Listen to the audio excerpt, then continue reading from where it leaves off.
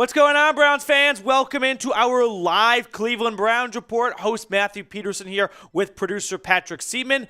Recapping the latest Browns news and rumors as always. Plus, we're going to look ahead a couple of months because, let's be honest, right before we started filming, Patrick's like, it's the last week of the regular season, and here's a team that's eliminated. So maybe we take a look ahead in the calendar and look at free agency, right? Look at some names that are going to be free agents for the Cleveland Browns. Some guys that might come back, some guys that might not come back. Plus, we got a mailbag at the end of the show, so get those questions in early and often using hashtag Browns in the live chat or super chatting, skipping the line, and getting a guaranteed spot on screen. Now, while we let the audience build up and let everyone click on the push notification, do you think Joe Thomas is a Hall of Famer? If so, type 73.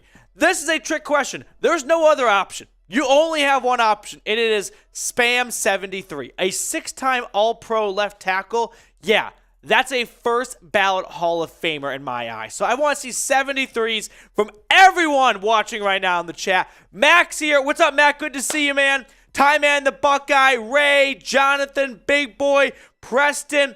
Brent does not like the Steelers, and if you don't like the Steelers, get your F-Pits going in the chat, right? This is a freedom of speech show. You can do whatever you want in the chat as long as YouTube doesn't have an issue with it. Big Boy's getting a lot of big 73s in there. Jersey Dog, F the Steel City, scumbags. I like it. Mac, how you doing, man? Kevin, Evan, Steven, Rob. Oh, boy. Here we go. Hello, when I went to the Texans game, I had a single assign made fire Joe Woods. Yeah, we are going to talk about Joe Woods today because the defense has played well enough the last couple of weeks that some people think maybe Joe Woods comes back next year. Not so fast. I don't think so. I hope not. I'll be honest with you. But who you got? Browns, Steelers. There is a lot on the line here, honestly. I don't care that Cleveland is out of the postseason race. They can do a lot of bad things to Pittsburgh, and I'm all for it. One, they can officially eliminate them from postseason contention. With a win, Pittsburgh's done. Dunzos. Number two, they can sweep the Steelers for the first time since 1988. Tell me where to sign. And number three, maybe the one I'm most excited about, they can give Mike Tomlin a sub 500 record. 8-9. For the first time ever in his career. I don't know which one of those I love the most, right? I think it's a sub 500 record. I know that's a really cool stat for Steelers fans. It's really annoying. I've heard it maybe 5,000 times. So, yeah, I'm going the Brownies, of course, and I would love to see the Pittsburgh Squealers lose. We got our first super chat of the show coming in from Mac Priefer. Start the day with an F-Pit. It's only right. I love it, Mac. Everyone, spam your F-Pits in the comment section right now. Let's go Browns, baby. Here we go. F-Pits in the chat all day long. Even though the Browns may not have a lot to play for, here's something they have a lot to pay for.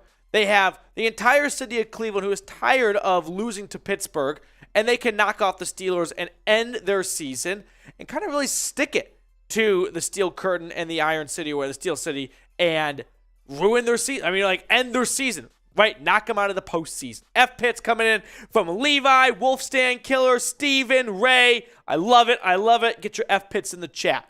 College football national championship is Monday. My birthday, no big deal. Not on my birthday. I don't think so. Yeah, they didn't call and ask if they wanted to move. But it's Georgia TCU, so no Ohio State. I'm sorry to all the Buckeyes fans watching.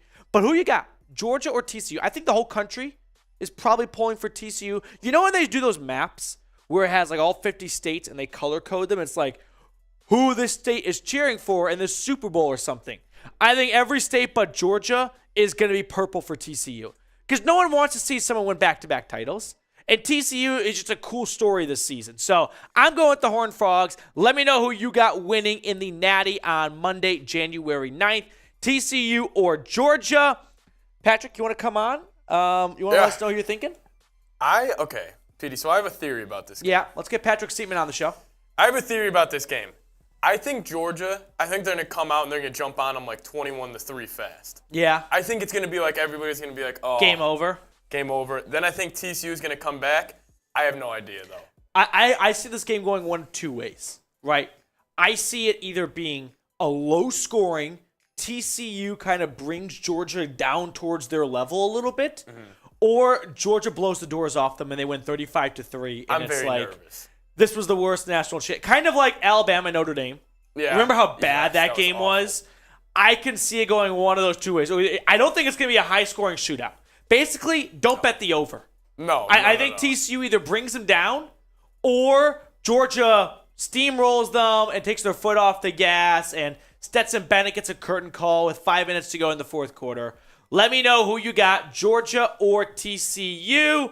Jalen saying Patrick. I don't think the Fighting Patricks are playing, but maybe that's what she's pulling for in this game here. Ray bidding with a $5 super chat. Let's go, Ray. It even sounds like Joe Woods is saying goodbye in his last interview. Ray, we're going to talk about that, and we're going to pull the exact quote. I know what you're talking about, so that is definitely some fuel for today's show. It was tough to listen to. It was tough to read. You'll see. Before we get into it. We'll get into it. We got the whole quote. It was kind of like, ooh. You know what it kind of was? It kind of felt like, and we'll expand more when we get to it, it kind of felt like Joe Woods eavesdropped and heard the whole class talking shit about him, and he's like, oh, you guys don't like me? Whereas, like, in the modern day, it's, oh, Joe Woods is on Twitter, and he sees that every Sunday, Fire Joe Woods is trending, right? And he had, like, no idea, or we thought, like, does Joe Woods know that we all want him fired? Like, oh, yeah, he's on the internet. He's not a caveman. So do you feel bad for Joe Woods? Are you showing some sympathy right now, Pete? No, I mean, like, one, like, it's, you know, the NFL is always an interesting thing. I owe a dog bowl to Ray because you don't want anyone in any profession ever losing their job. Like, that's a really sad thing. The NFL, really kind of all sports leagues, I feel a little bit less sad because, like, you so quickly find another job. Yeah. Right? Whenever your coach gets fired, it's not like they're filing for unemployment and they don't know how to put their kids through college anymore.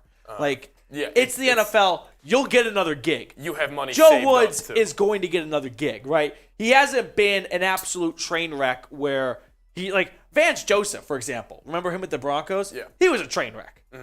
He's a DC. He's fine. You know what I mean? I'm trying to think of coaches that were, like, one hit, like, Hack, speaking of the Broncos. Hackett's going to get another job. He should. Right, you know what I mean? So it's like, okay. And if you don't get another job in the league, a college will definitely take a chance Yes, on you. exactly. Okay. I owe a dog bowl. Ray, thank you for the super chat. Appreciate you. Well, Petey's down in that. Should Joe Woods return in 2023? I'm expecting to see a lot of ends. Yeah, a lot of ends for no. So we're going to look at the stats and whatnot. I'm not going to reveal the whole show during the build-up right now. But when it comes to Joe Woods coming back next season, the way I look at it is, sure, the Browns defense has played well the last couple of weeks. But the whole reason the Browns are out of the playoffs right now is because of the defense in the first 10 weeks of the season, right? The meltdowns against the Chargers, the Falcons, the Jets. That's why we're here right now. Yeah. So you can't ignore that, right? Sure, blame can be put in other spots. If Cade York doesn't miss that field goal against the Chargers, well, then Joe Woods' defense gets a pass, kind of. But we are where we are right now because of how the defense played in the first 2 months of the season. And so then you look at one of two things. Is it coaching or is it personnel, right? Do the coaches have nothing to work with, kind of like in the Texans? Or do they have good players? I think Myles Garrett's pretty good. I think Denzel Ward's pretty good. I think Martin Emerson's pretty good. JOK is pretty good. I'm hearing a lot of pretty goods. Sure, there are definite places for improvement. The interior defensive line, Joe Woods did not put that room together. But also, those are the cards you got dealt. And I never really felt like they improved all that much until the last couple weeks of the year where it's too little too late.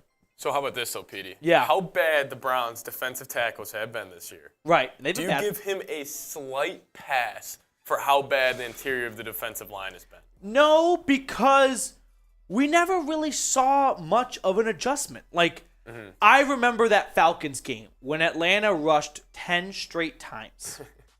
That's a big middle finger. Yeah. When the opposing offensive coordinator goes, we're going to run it 10 straight times.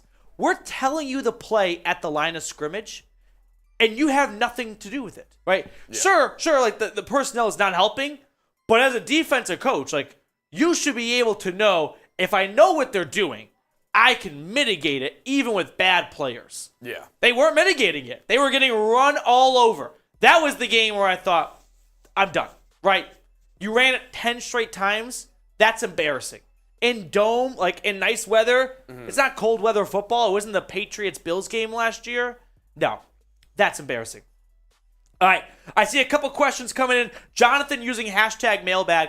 Use hashtag Browns, kind of like Levi did right below it. So if you want to get on the mailbag portion of the show later on, hashtag Browns or super chat like Ray and Mac have done so far today. Thank you guys for the super chats. Coming up on today's show, as always, the latest news and rumors. Plus, we have some free agency talk here. We're going to look at the Browns free agent class for 2023, see who Andrew Berry and company are going to bring back, and see who they're going to let walk. And then, like I just mentioned, mailbag, end of the show, hashtag Browns or super chat. Get your questions in now, early and often. Patrick, whenever you're ready on the ones and twos, let's jump into the show. Green light? All right, here we go. Let's talk about it, guys. We're going to get into the latest Browns news and rumors in just a moment, but it is anti-hate Pittsburgh Steelers. No, that didn't make sense. It is hate Pittsburgh Steelers way. That was like the Office scene where you like circled anti and crossed it through for Michael. Anyway, what I'm trying to get at here is fuck the Steelers and subscribe if you hate Pittsburgh. How about that?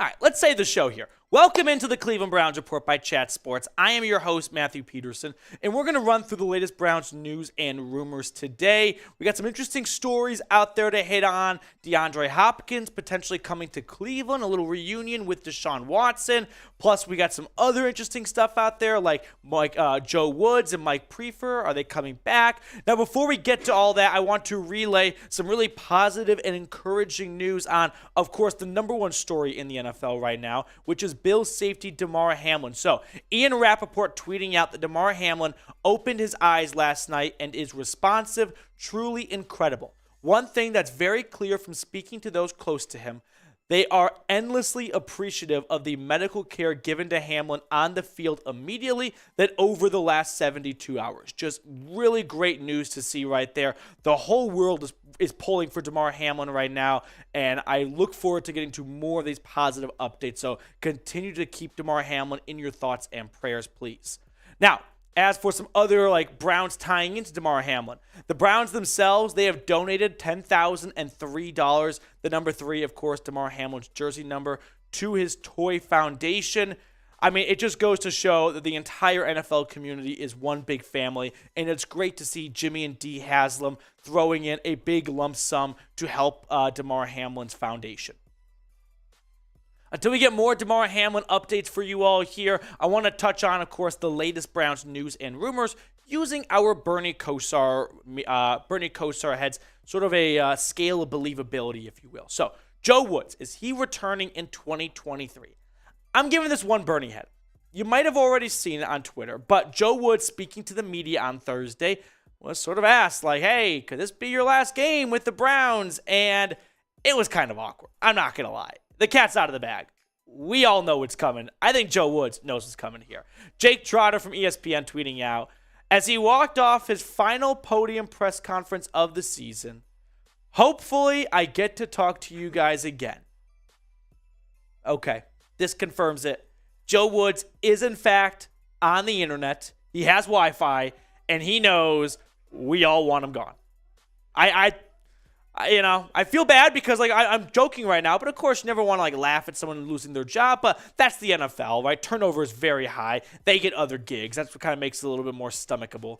But Joe Woods, let's look at the full quote here, okay? I know things haven't gone the way we would have liked them to this year, but we did improve defensively. I think we're playing better, and it's the guys out there getting experience playing together, and I feel like the guys we have on our team, because we have a young team, they're all coming back next year.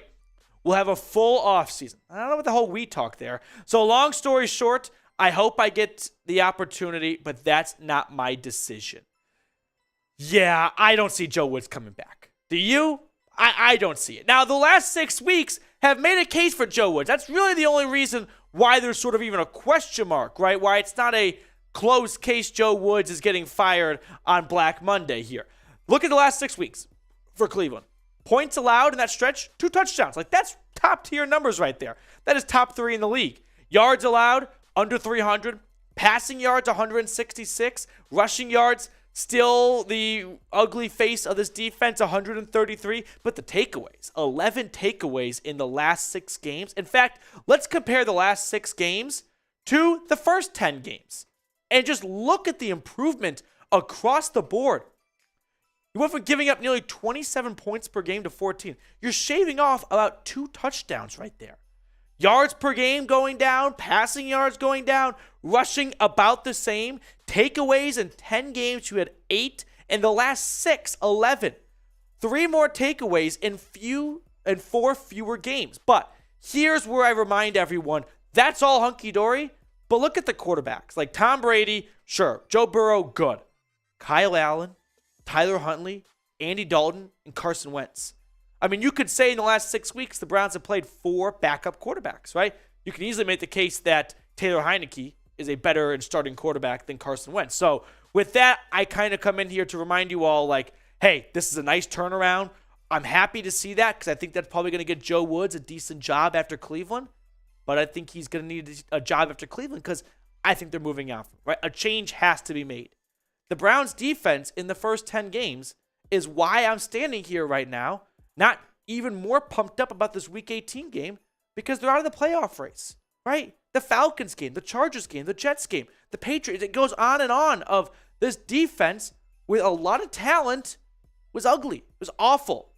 And whether or not that's on Joe Woods completely, that's fair, open to debate. But here's the reality.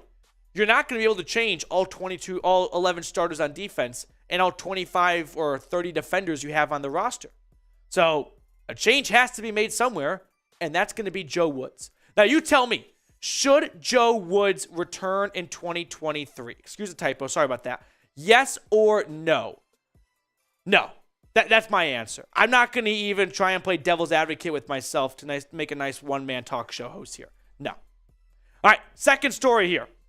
Mike Priefer. So moving from DC to special teams coordinator. Is he returning in 2023? If Joe Woods is 1 Bernie head, I think Priefer's 2 Bernie heads. He's really like 1.5 Bernie heads, but I don't want to cut Bernie's face in half. So I'm going to give it 2 Bernie heads, and I'll explain why in just a moment. But first, we are entering the final week of the NFL regular season, so it's not too late to get started with our sportsbook partner at Chat Sports, BetUS. When you go to chatsports.com/bet and you use promo code Browns125, they're going to hook you up with a 125% deposit bonus. Now, to put that in layman's terms, let's say you deposit $100. Well, they're going to match that $100, and then they're going to give you an additional $25. So you got $225 to play with.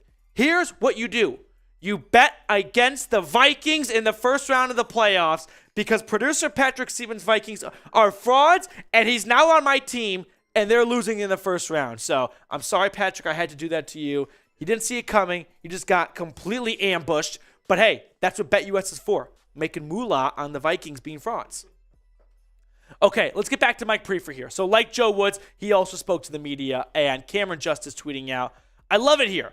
I'm under contract. I don't plan on going anywhere else. I'm from Cleveland. I want to help Cleveland win a championship. I think Mike Priefer just did a little bit of like a SNL skit of like, hey, I'm under contract. You can't fire me. And hoping Haslam and we're like, oh, shoot, he's right. Oh, he's from Cleveland? We got to keep him then. No, let's be honest. Special teams this year has been underwhelming. And Cade York's misses, not all on Mike Priefer. Mike Priefer's not the one actually kicking the football. But anything that falls under special teams, it's a miscue, a misfire, that's going to land at his desk. And never really being able to get kick or punt return down 100%. Just besides the DPJ return against the Texans, like Jerome Ford had some good returns, don't get me wrong, but we never got that oomph, right? We never got that game-changing block punt. We never got that difference maker, that X factor from a special teams play to kind of turn the game upside down. And as a special teams coordinator, you only get so many bullets in the chamber, right? The offense gets to run 50 to 60 plays sometimes. You don't get that luxury on special teams. You have to make every punt count, and that wasn't the case. Now, Mike Priefer's career is a very long and very proud career, right? He was with the Chiefs, the Broncos, and this is why I bring this up. He was with the Vikings from 2011 to 2018 with Kevin Stefanski. These two have been together from 2011 to now. That's a long time. That's a long time for Kevin Stefanski to decide, I want to fire my friend. But I'm expecting Kevin Stefanski to be nudged To be maybe like when your boss comes up or your friend and kind of squeezes your shoulders from behind you. It's like, I think we need to make a change, right? And that's going to be tough for Stefanski to do. He hasn't fired anyone from his coaching staff since taking over. So at least none of the big names, you know what I mean? So with that being said, I don't think it's going to be as easy as Joe Woods because he's been with Priefer for so long. So that's why I give it 2 Bernie heads, just being a little bit more likely than Woods. But ultimately, I think I'm doing replacements videos for Woods and Priefer in a couple of weeks. Third and final story on today's show. DeAndre Hopkins. Is he on the market, right? Is he on the NFL trade block or whatever? I'm going to give this one, I'm going to give it 3 Bernie heads, right? I think DeAndre Hopkins is absolutely on the trade market right now. Now, I'm not saying 3 Bernie heads to come to Cleveland. I just think he is more than likely not coming back to Arizona next year. Let's look at this tweet from a Cardinals reporter, Johnny Venerable, tweeting out, very possible Christmas Day against the Buccaneers was DeAndre Hopkins' last game as an Arizona Cardinal. The Cardinals, I mean, I'm not going to make this a Cardinal show, but they are in full tear it down, rebuild, fire your coach, fire your GM, and work around Kyler Murray. So then we have DeAndre Hopkins. He's on the wrong side of 30, but he's still really, really good. Who are we kidding here? Look at the last 4 seasons for Hopkins. He missed some time this year with a 6-game suspension, last year with an injury. But go back to 2020 and 2019, 1,400 yards and 6 touchdowns, 1,100 yards and 7 touchdowns. Like, he's still D-Hop, right? A lot of people thought maybe the Browns are getting Amari Cooper when he's sort of at the end of his career. Amari Cooper had the best season of his entire NFL career this year. Statistically, I don't think you can argue against it. Now, Hopkins, of course, we get to this storyline now. I think he knows Deshaun Watson a little bit, right? They overlapped in Houston for quite some time. In fact, they overlapped long enough to hook up for 31 touchdowns and 4,715 receiving yards and 375 receptions. So, of course, we land now at, do you want to go get Deshaun Watson, his number 1 wide receiver? And sort of the reason why he ultimately kind of wanted to leave Houston, because they traded away to, Hopkins for basically a bag of peanuts. So here's the trade idea. I'm still unsure of what Hopkins would go for in a trade, right? I've got it going for a second, but Chase Claypool went for a second. And no one thinks Claypool is better than Hopkins, but he's younger and he's cheaper. So that kind of balances it out, right? Amari Cooper went for a 5th and a 6th round pick swap, but that clearly was an awful trade for Dallas. So I think it'd be somewhere between a 2nd and a 3rd. So I won't ask you guys to go on the spot and say, would you do this trade? Because until I hear the Browns are looking into it, I'm just going to kind of just touch on the subject. We won't dive into it and really start breaking it down until I'm hearing, hey, the Browns are looking to trade for a wide receiver. The free agency class for wide receiver sucks this year, and they don't want to use their 2nd-round pick on one, although they trade their 2nd-round pick, then they won't have one to pick on defensive tackle, which they desperately need. Some other quick news and nuggets to hit on here before I let you guys go. Of course, how did I not start the show off with this? Joe Thomas is a finalist for the Pro Football Hall of Fame class of 2023. You'll love to see it. And then speaking of Joe Thomas, really quickly, Cleveland Browns Twitter themselves tweeting out, our local Pro Football Writers Association have voted Joel Petonio as the Joe Thomas Award winner and Jacoby Brissett as the Dino Lucarelli Good Guy Award winner. So awesome to see that for Petonio and Brissett. But Joe Thomas, if you think he's a Hall of Famer, end the show with spamming 73 in the comments section. Let me know if you think it is, because how do you not? We're talking about Joe Thomas, an absolute legend and a staple of Cleveland sports. Oh, really quickly, I forgot. PD's Doghouse. We're coming off a win, which means it's extended leash, extra treats, and no leash. So the extended leash, meaning they go from like the 6-foot leash to the one that's retractable, that goes to Deshaun Watson. He threw 3 touchdowns. And the fact that some people on Twitter are trying to downplay that, get a life. Extra treats, that goes to Amari Cooper. 5-game touchdown drought. He snaps it. He scores 2 scores, 9 touchdowns on the year. That's a single season best. He's 81 yards away from breaking his single season receiving yards best. So he's putting together the best statistical season of his entire NFL career. And then no leash is Grant Delpit. I'm going into next season, and Grant Delpit is a top 3 defender on this team. How can he not be? Myles Garrett's 1, Delpit's 2, JOK's 2, and Delpit's 3, Delpit's 2, Emerson's 2, Ward 2. Like, Delpit's right there, guys. He's played that well the last couple of weeks. So that is Petey's Doghouse. Appreciate everyone for taking time to tune into today's show. I'll see you guys later with more Browns YouTube content. If you think Joe Woods, if you think Joe Thomas is a Hall of Famer, spam 73 in the chat right now. Robert, good to see you in the chat. Ty Man, the Buckeye, Wolfston Killer. Delpit gets 5 interceptions this Sunday. Garrett also gets 5 sacks. Delpit has 4 interceptions on the season. Maybe he gets his 5th interception. Garrett is 2.5 sacks from the leaderboard, which is Bosa from the 49ers. So you would need quite the day to lead the NFL in sacks, right? He has to get 3 sacks and hope that Bosa doesn't get a single sack, which happens, right? It's not like Bosa. Oh no, he's about averaging a sack a game, so that'd be tough.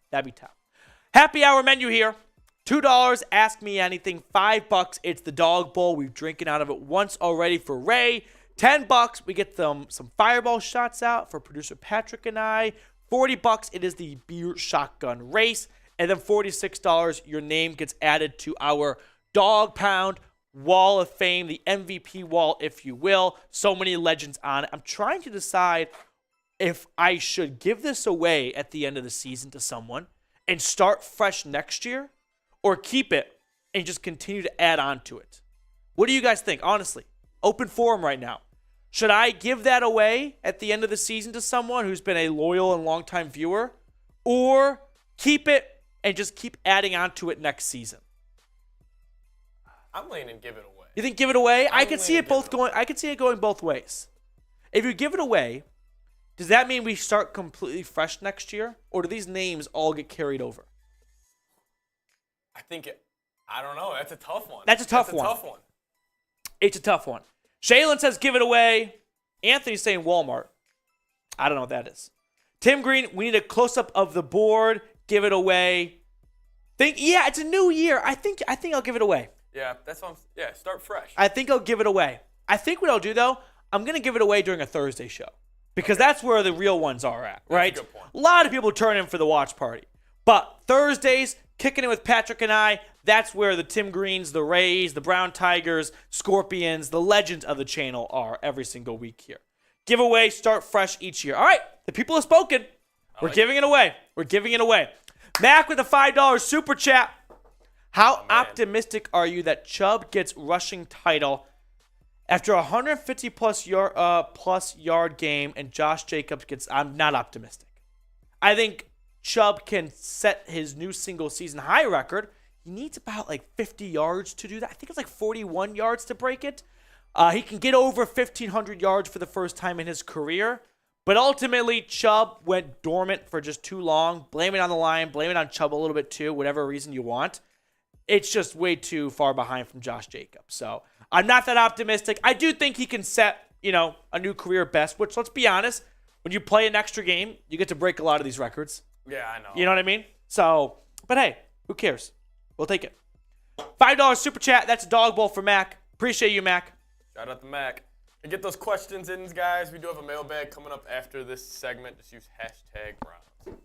Yep. So I see a lot of questions right now in the chat. You got to use #Browns in the chat or super chat like Mac just did, and we'll include that question in our mailbag. So if you want a guaranteed spot on the show, super chat your question in, and we'll throw it on screen for you.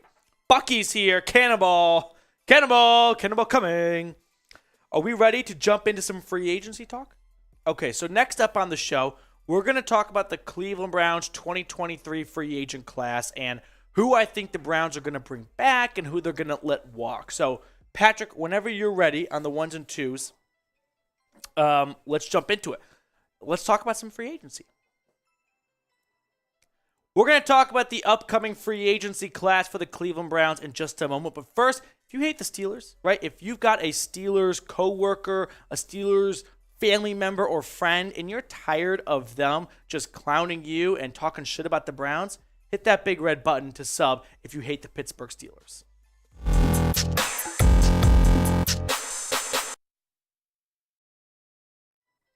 Coming up on today's show, we're going to talk about the upcoming Browns free agents and who I think Andrew Berry will bring back in 2023 and who he lets walk. Welcome in, by the way, to the Cleveland Browns Report by Chat Sports. Matthew Peterson here. And today's show is partially inspired by Zac Jackson, who's a great Browns follower on Twitter, does a lot of great content for them for The Athletic. And he put out an article running through the Browns' pending free agents who's playing their last game in an orange helmet Sunday. And it kind of got me wondering, okay, let's look at the upcoming free agent class for Cleveland, right? Who's on the last year of their contract and who's coming back and who the Browns are going to let walk. So we're going to go through all the names, and I'll kind of give you my stab at what I think ultimately happens. First one up, Jacoby Brissett. I think he's gone.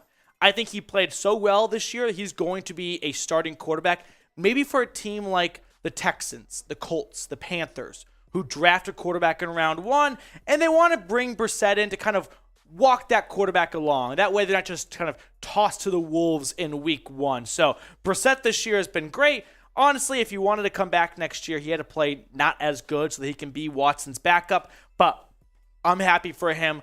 He obviously did a lot of great things for the Browns this year. I don't think anyone walks away from this season going, dang, Jacoby Brissett's the guy the reason we didn't make the playoffs. No, Brissett played way better than I expected. I mean, all takes exposed. I was way wrong on Brissett. So apology to you, Jacoby. In fact, I think you can make the argument that Jacoby Brissett, despite only playing in 12 games this year, that's one of the best single seasons for a Browns quarterback since 1999, right? Baker's on there twice. I got Derek Anderson, Hoyer. It's not tough competition. Who are we kidding here?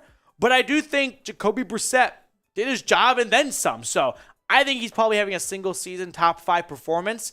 Doesn't say a whole lot, unfortunately. But hey, if I told you before the year, the best free agent quarterback pickup this year would be Jacoby Brissett, you probably wouldn't have believed me. All right, moving on here. Player number 2, Kareem Hunt. I also think he's gone too. He's an older running back. He's 27 years old, on the last year of his contract, and he's sort of been phased out of the offense a little bit. I mean, that's not completely true, but he's not getting the touches maybe he would have liked or would have expected. This year for Kareem Hunt, it's been a down year, right? Who are we kidding? It has not been the year Kareem Hunt has hoped for. And it also is kind of segued or tied into this. Jerome Ford, the Browns drafted him to replace Kareem Hunt, to give him a year head start on some rookie running back and be the next, right behind Dearness Johnson next year, which is a little sneak preview. I think Dearness Johnson's coming back. But Jerome Ford this year, in the preseason, he was great. The regular season, he had 5 carries against Washington. That right there was a little bit of a sign of, maybe it's not so much of resting Kareem Hunt. It's more so, let's give this Jerome Ford guy some touches. He's probably going to be in for a decent workload next season. But what do you think? Will Sunday be Hunt's last game as a Brown? Yes or no? I think it is. Let me know if you disagree in the comment section. I don't see Kareem Hunt coming back next year unless he takes a vet minimum and he's just desperate to stay in Cleveland, right, from the area, doesn't want to play anywhere else. Third player here is Ethan Pocic. I think he's likely coming back. I can't say for sure, though. Coming off a knee injury, which is a little bit of a worrisome thing, but it wasn't serious, right? He missed 4 games, so it's not like it's a torn ACL or anything. But Ethan Pocic this year has been really, really good. I think we all know this. Ethan Pocic has been one of the best centers in football. And the Browns, I don't know if they're married to Nick Harris, who was supposed to be this team's starting center. So if I had to guess, I think Pocic is going to get a contract kind of like this year. 2-year contract worth $15 million. Half of it's guaranteed.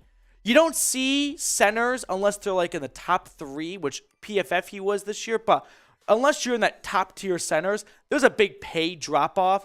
And that's probably why Pocic, you might go, what, he's only going to get a 2-year deal? I don't know if Andrew Berry is rushing to link or ink another offensive lineman to a whole lot of money. He's done that with Conklin, Teller, Bitonio. Something tells me he's not interested in making a 4th lineman very highly paid either. So I think it's going to be in this range, and that's why I think it's likely back, because maybe Pocic gets more money elsewhere, right? Maybe he gets 3 years, $19 million or something from another team, and he goes, you know what? I'll take that 3-year contract instead. Moving on here, Jadeveon Clowney, I think he's likely gone. I don't think it's absolute, because Clowney has not played well enough this year to probably get a lot of attention from other teams. So if he enters free agency and doesn't get a whole lot of phone calls and it's like June and July and he goes, you know what, I was holding out for more money, I never got it, yeah, I'll come back to Cleveland for cheap. Because the Browns may decide we're going to go like opposite Myles Garrett, defensive end by committee. Isaiah Thomas, Alex Wright, Chase Winovich, Clowney. We'll kind of rotate those guys and not spend a whole lot of money at that position and instead do that for Daron Payne on the interior D-line. I'll talk more about Clowney and other free agents in just a second, but we've got an awesome deal right now at Fanatics. I've talked to you guys before about it. Still on sale. Not quite sure how, to be honest with you, but get started right now or get your awesome Deshaun Watson jersey on sale at chatsports.com/Watson jersey. That link for everyone is in the comments and the description of today's show. All right, fifth player here. I'm kind of going in order of like relevance if you haven't noticed. Anthony Walker, 50-50. I think it's a coin toss, right? He's played 2 seasons for the Browns. He has shown that he is a very important leader and key of this defense right in the middle. But in 2 seasons, he's been hurt twice. So is Andrew Berry desperate to bring him back for year 3 and have him miss more time? Injuries are unpredictable, but there are some guys, for whatever reason, that are, moth to a light. They just tend to radiate towards missing time more often than other players do. Now, with the Browns, 126 tackles and 1 sack over a season, a little over 1 season compared to, combining the games he played in 2021 and 2022. I'm 50-50 on it. I don't have a good answer for you. If I really had to pick which side I'm leaning he comes back on a 1-year, $4 million contract, which is tough because he probably would have gotten a lot more money if he played out the rest of this year, but he's coming off a bad injury. That's going to hurt your value for sure. Let's run through some more free agents now. Dearness Johnson, I think he's coming back, especially with Hunt going. I think Johnson's not going to get a whole lot of money this offseason, right? So I could see the Browns easily bringing him back to back up Nick Chubb. Taven Bryan next up here. I think Taven Bryan's probably gone. This unit needs some revamping, and I don't think running it back with Taven Bryan is probably the best decision here. If I had to guess, the 2023 defensive tackles for the Browns is going to be 4-man crew with Perion Winfrey pretty much being a lock. A draft pick. I hope it's the 2nd round pick, but a draft pick for sure. Some free agent like Taven Bryan. And then probably a camp battle between Elliott and Togiai. And I'm leaning Elliott. I don't think both of them make the roster next year. So if I had to guess, those are your 4 defensive tackles in 2023. Next player up here, Deion Jones. Maybe back? Who really knows? Deion Jones was traded from Atlanta. Kind of a sluggish start. And then as all the other Browns linebackers got hurt, Deion Jones quietly became the more consistent theme of a good linebacker. He's up in the H column, and he's a coverage guy who's starting to lose his coverage abilities, which impacts what his best ability is or best skill set is. But your guess is as good as mine in this one. It's kind of like the rest of the linebackers. It's going to be a lot of interesting decisions for Andrew Berry to make here. Speaking of linebackers, Taki, 50-50, right? I think it's just like Anthony Walker, where coming off an injury, Taki, I thought was, borderline, not roster guy coming in this season, but really needed to show why he could get a second contract with Cleveland. And after that Bengals game, I think it was a Bengals game, yeah, he was definitely en route to getting a second contract. Unfortunately, an injury not long after, ended the season, and now I don't know what the Browns want to do. Do they want to re-sign someone coming off a big injury? Do they want to kind of just reset the clock a little bit and go young? I know this much. There are only 3 Cleveland Browns linebackers right now currently rostered to be on the team next year. JOK, Tony Fields, and Jacob Phillips. So some of these guys are either going to have to come back or be replaced in the draft and free agency. Next notable name that's a free agent, Greedy Williams. He's gone, right? He's fallen behind A.J. Green on the depth chart. He's a healthy scratch. Hardly played much this year. Adios. I think the Browns would have hoped that he could have played a little bit better so that maybe he got the Cleveland Browns a comp pick. Doesn't really feel like that's going to happen. So Greedy, there's no way he's coming back. I don't see it happening. All right, let's look at the rest of the other free agents now. I'll kind of go through this really quickly here. Some lower key names here. Chris Hubbard, they brought him back once. Maybe they do it twice. I don't know. Probably not. Michael Dunn, I think, is gone. Pharaoh Brown, I think they're going to bring him back. He's done pretty well this year. And if they look to maybe move on from Harrison Bryant, that could be the guy. Jesse James, he's been on IR this year. He's gone.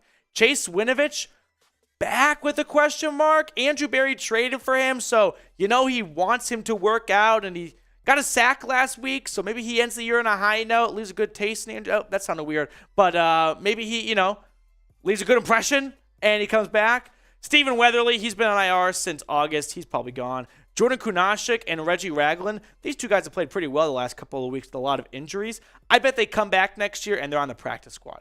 Reggie Ragland, clap it up for him. What was it, former second-round pick? He has played really well down the stretch the last couple of weeks. So, kudos to you. Ronnie Harrison, DeAnthony Bell's getting snaps over him when it comes to a third safety. That probably says where the coaching staff stands on Harrison. He's gone. And then Corey Bojorquez, I have him likely back. The only reason why I'm not going to say definitively back for the reigning AFC Special Teams Player of the Week, if the Browns move on from Mike Priefer, might the new special teams coordinator want to bring his own punter in? You know what I mean? That's the only real path I see for Bojorquez not coming back. But who do you think the Browns should bring back? We ran through, 20 names right there? Pretty sure I got everyone. Let me know who you think is the most crucial player for the Browns to re-sign in free agency. Remarkable Zay is here. Albert Flowers, John Johnson needs to go. Ray saying bye, Greedy. Raul Hurtakitaki is calling bingo tonight in Parma. I like it. I like bingo. We had trivia on Tuesday. We had a bingo question in it. Remember the question? Yes. Did you get it right? No, I didn't get it. So I host trivia every Tuesday, and Patrick's a part of the chat sports team that comes. Yes. They finished second, so we'll clap it up for them. But it was the number 48 correlates to what letter in bingo. Now we're talking about bingo. Yeah, I went to the bingo birthday party. I used to be obsessed with bingo. It was G, I believe, right? G. Yeah. Mm-hmm. Bring Bojorquez back. All right, let's get back on track here. Yeah, Bojorquez, he was just booting the ball all over the field on Sunday against Washington. So I like to see Bojorquez come back for sure. Dallas, I would have traded Hunt to get something. If I ever find out the Browns could have gotten a 4th-round pick for Kareem Hunt, I'll be a bit disappointed. If the offer was a 6th-rounder, I don't mind Cleveland deciding, you know what, we don't have hindsight right now. We're going to stick with Kareem Hunt and hope that this team goes to the playoffs or is in playoff contention when Watson comes back, and Hunt can be a huge help with Deshaun Watson. Ultimately, wasn't the case, and then you really didn't need Hunt. But at the trade deadline, I think I remember saying to myself, it's time to trade Kareem Hunt. Even though I wanted to keep him before the season, by the trade deadline rolled around, it was time. If you got a 4th, make the deal happen, AB. $5 super chat from Tim Green, a legend at the channel. 9 home games next season. Today's record would have us playing the Jets, the Bears, and the Broncos. Easy. So what Tim is saying here is if you finish last in your division, right, which right now if the Browns season ends today, it would finish last. They're going to play last place in the AFC East. That would be the Jets. Last place in the NFC North, the Bears. And last place in the AFC West, the Broncos. Now, if they beat the Steelers, they'll move up to 3rd. And instead of the Jets, it'll be the Patriots.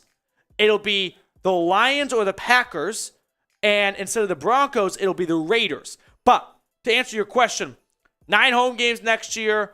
We have the usual teams you're scheduled to play against, and then those 3, Jets, Bears, and Broncos. I don't see a lot of teeth right there. Do you? The Jets are good. I think we learned our lesson this year. The Bears are loading up though, Pete. The Bears are loading up. Justin Fields. It's gonna be a lot more competitive than last year when they played Chicago. And the Broncos, they get Jim Harbaugh, right? This could be a schedule where you look at and you go, Jets, Bears, and Broncos, they all suck. Well, what if that's like Derek Carr with the Jets, right? An actual competent quarterback with that good defense. What if that's a Bears team with Justin Fields coming off his best year yet and some real weapons to throw to? And what if that's a Jim Harbaugh-run Broncos team that doesn't play like a 4-win team they are right now? So I think it's easier than the Patriots, who have Cleveland's number, and the Lions or the Packers and the Raiders. But I don't think it's as easy as a usual last place schedule gives you. Tim, thank you for the super chat. Remarkable Zay next up on the show. He is our resident Panthers fan, I like to say. The remarkable one is here. He's remarkable indeed. He is. Remarkable Zay, Tim Green, Dog Bowl. Thank you guys so much for always supporting the show. Shout out to you guys. Go Browns, and I guess go Panthers for Remarkable Zay. Petey, so I do have a question for you regarding Kareem Hunt, and I was kind of thinking about this. Yeah, fire away. Do you think he is pissed with his time in Cleveland? Because I think he views himself as like a top 15 back. Yeah. And Chubb's a top 3, if not the best back in the NFL. Mm-hmm. Do you think he's a little upset that they didn't give him his chance to go to another team and be the lead back? He requested a trade back in August when it was apparent that he was not going to get a contract extension. And there really isn't a big market for 27-year-old running backs. True. So you're not going to get what he's worth, right? Like, if you get a 5th-round pick for him, that 5th-round pick is not going to be as valuable as Kareem Hunt could be when Hunt's playing at his top-tier level. Yeah. I think the Kareem Hunt story will go down as, like, sure. Like wasted potential? But, like, it's his fault. He had an opportunity to be the Chiefs running back with Patrick Mahomes coming up the ranks, and we all know why he was cut from Kansas City. So, like, if he wants to look back and be like, dang, my career got kind of cucked a little bit because I was handcuffed to Nick Chubb, one of the best in the league. Yeah. Well, you didn't have to get handcuffed to Nick Chubb. You just don't have to get, a TMZ video dropping of what you did. Yeah. So I was just wondering if he was if right now he's like, damn, now I'm turning 28. Yeah. Like now my glory days are kind of behind me. I think he'll get signed. He'll get signed. Joshua Miller next up. By the way, sweet polo, Petey. Joshua Miller, I hope you know, when I wake up in the morning and I pick my polo out, your name pops in my head. Like, that's the real estate you take up with Petey's polos. It definitely does, too. It does. Does. And I put this on going, I sure hope Josh tunes in today. Because I'm wearing it partially for you. I got it for Christmas. Great polo. And I wore the highlighter one last week, which was objectively a disaster. It doesn't look like that in person. No, in person it does not. The camera, it adds 20 pounds, and it adds some highlighter orange to it. This one is pretty. This is a good polo. It's like a coaching polo. Grade the polo. Yeah, grade the polo. Good polo, I think. I like it. It's definitely going to be in the rotation forever now. All right. We have a mailbag coming up. If you want to get your mailbag questions on screen, hashtag Browns. We need some more. Pump those numbers up. Okay. I need everyone who's watching right now, over 144 people, to get some questions in the chat right now. Or you can super chat, and we'll get those on screen for you guaranteed. Like Jim, right now with the super chat, will include this in our mailbag for sure. Use hashtag Browns, though, right? Dylan, like that's a very interesting question / thought about Mike Evans. Just use hashtag Browns, though. If you don't put hashtag Browns, where's Gregory H when I need him? Then our software can't pull it. So $2 super chat from Jim. We will put this back on the mailbag too, but let's see what Jim says here.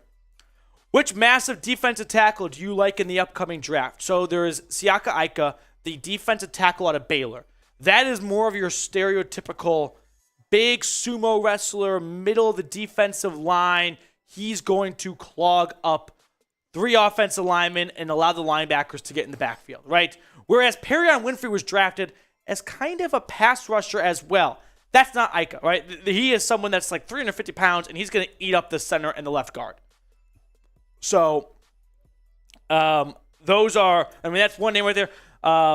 Smith from Michigan, that's another popular name. Let me pull up the other ones here. Yeah, get those questions in there, guys.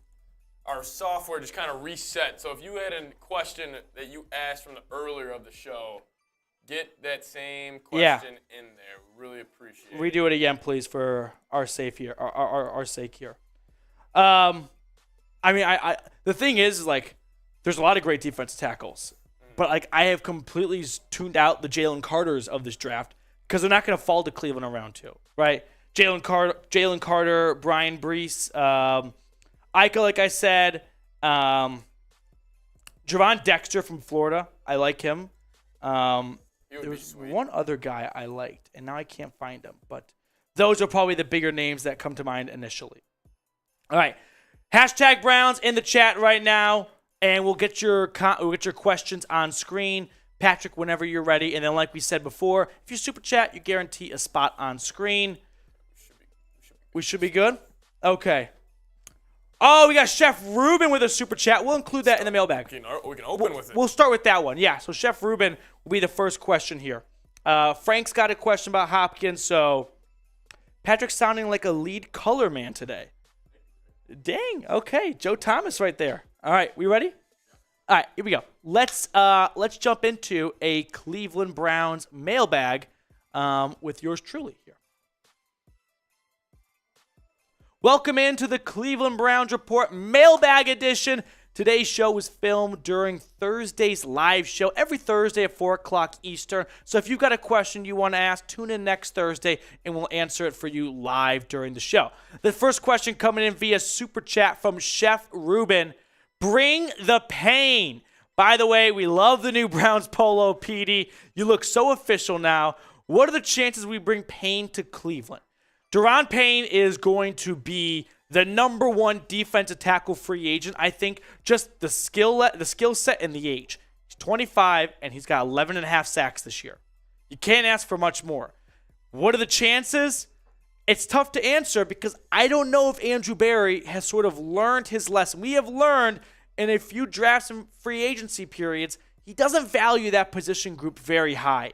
He kind of goes bottom of the barrel and makes it the bottom of his priority list. That burned him this year. Will he learn his lesson? I don't think so. I don't think he's going to go out and swing for the number one guy.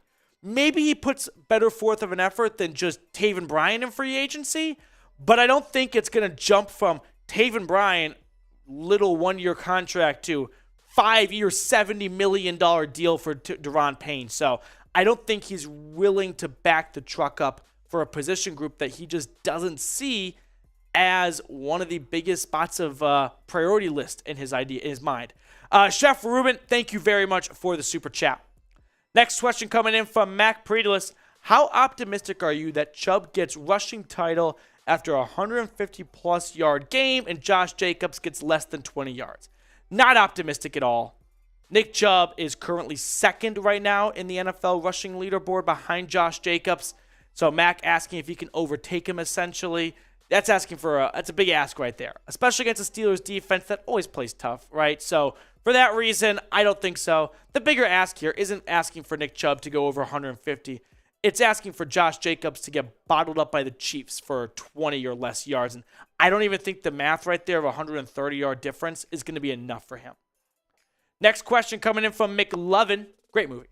Is a D-Hop trade an actual possibility? So it does feel like DeAndre Hopkins is probably done in Arizona. The team's looking for a hard reset. And you know what's not a part of a hard reset? A 32-year-old wide receiver who's relatively expensive. So is he an actual trade possibility for the NFL? Yes, I think he's going to get traded. I think you might see him get traded on draft day, kind of like A.J. Brown last year. Is he going to Cleveland? The Browns do need a speedy slot wide receiver. The issue is that's not really Hopkins, right? They've got Hopkins-esque players or caliber, similar skill set in Amari Cooper and Donovan Peoples-Jones. So I don't really know how much you're accomplishing by bringing in Hopkins other than he's a stud wide receiver who, by the way, overlapped with Deshaun Watson for quite some time in Houston. I don't see Andrew Berry parting ways with his second-round draft pick if it takes that, especially without a first-round pick to get D-Hop. But it's a fun idea, no doubt about it. But what do you think? Should the Browns trade for D-Hop? Trade or pass? Let me know in the comments section below what you're thinking about the idea of trading for DeAndre Hopkins. If it's a second-rounder, as fun as that might sound, you don't have a pick in the first or the second, and you're waiting for your comp pick in the third, I think I might have to pass, actually. And I might hate myself for saying that next season, but that's a lot of, a few draft assets you have then going into 2023. Frank Page, speaking of Hopkins, get Hopkins and fire Joe Woods. So I won't completely repeat myself for what I just said about Hopkins. As for Joe Woods, yeah, his Thursday press conference sounded like a dead man walking. It sounded like a guy who was speaking to the Cleveland media for the last time. Woods' defense has played really well the last couple of weeks, but honestly, the first 10-plus weeks of the season, whatever, it was too bad to forgive, especially when you think about, the defense has improved the last 2 weeks. They're averaging 14 points per game in the last 6 weeks against quarterbacks like Tyler Huntley and Andy Dalton and Carson Wentz and Kyle Allen. You get the gist here. Jaron Ferguson, how do you feel about letting go of John Johnson, Hunt, Greedy, etc., cut bait heavy? Sign Payne or Ngakoue, sign Clowney back cheap, and draft a safety, wide receiver, and linebacker. All right, Jaron, let's kind of break this down bit by bit here. You release John Johnson after June 1st, and you're going to get a decent amount of cap savings. Before June 1st, it's not a whole lot. But if you release him after June 1st, you don't have that money to spend in March. You're not bringing back Kareem Hunt. You're not bringing back Greedy Williams. They're both free agents. So there's no cap savings to be had there by letting them go. Sign Deron Payne. Hey, I'm not opposed to signing Deron Payne. I just don't think Andrew Berry is going to do it. Would I like him to do it? Yes. I would love for Andrew Berry to get Myles Garrett, a defensive tackle that has 11.5 sacks this year. So I'm all for Deron Payne. Do I think it happens? Not really. Ngakoue is an interesting name. Another name I kind of like is DeForest Buckner from the Colts.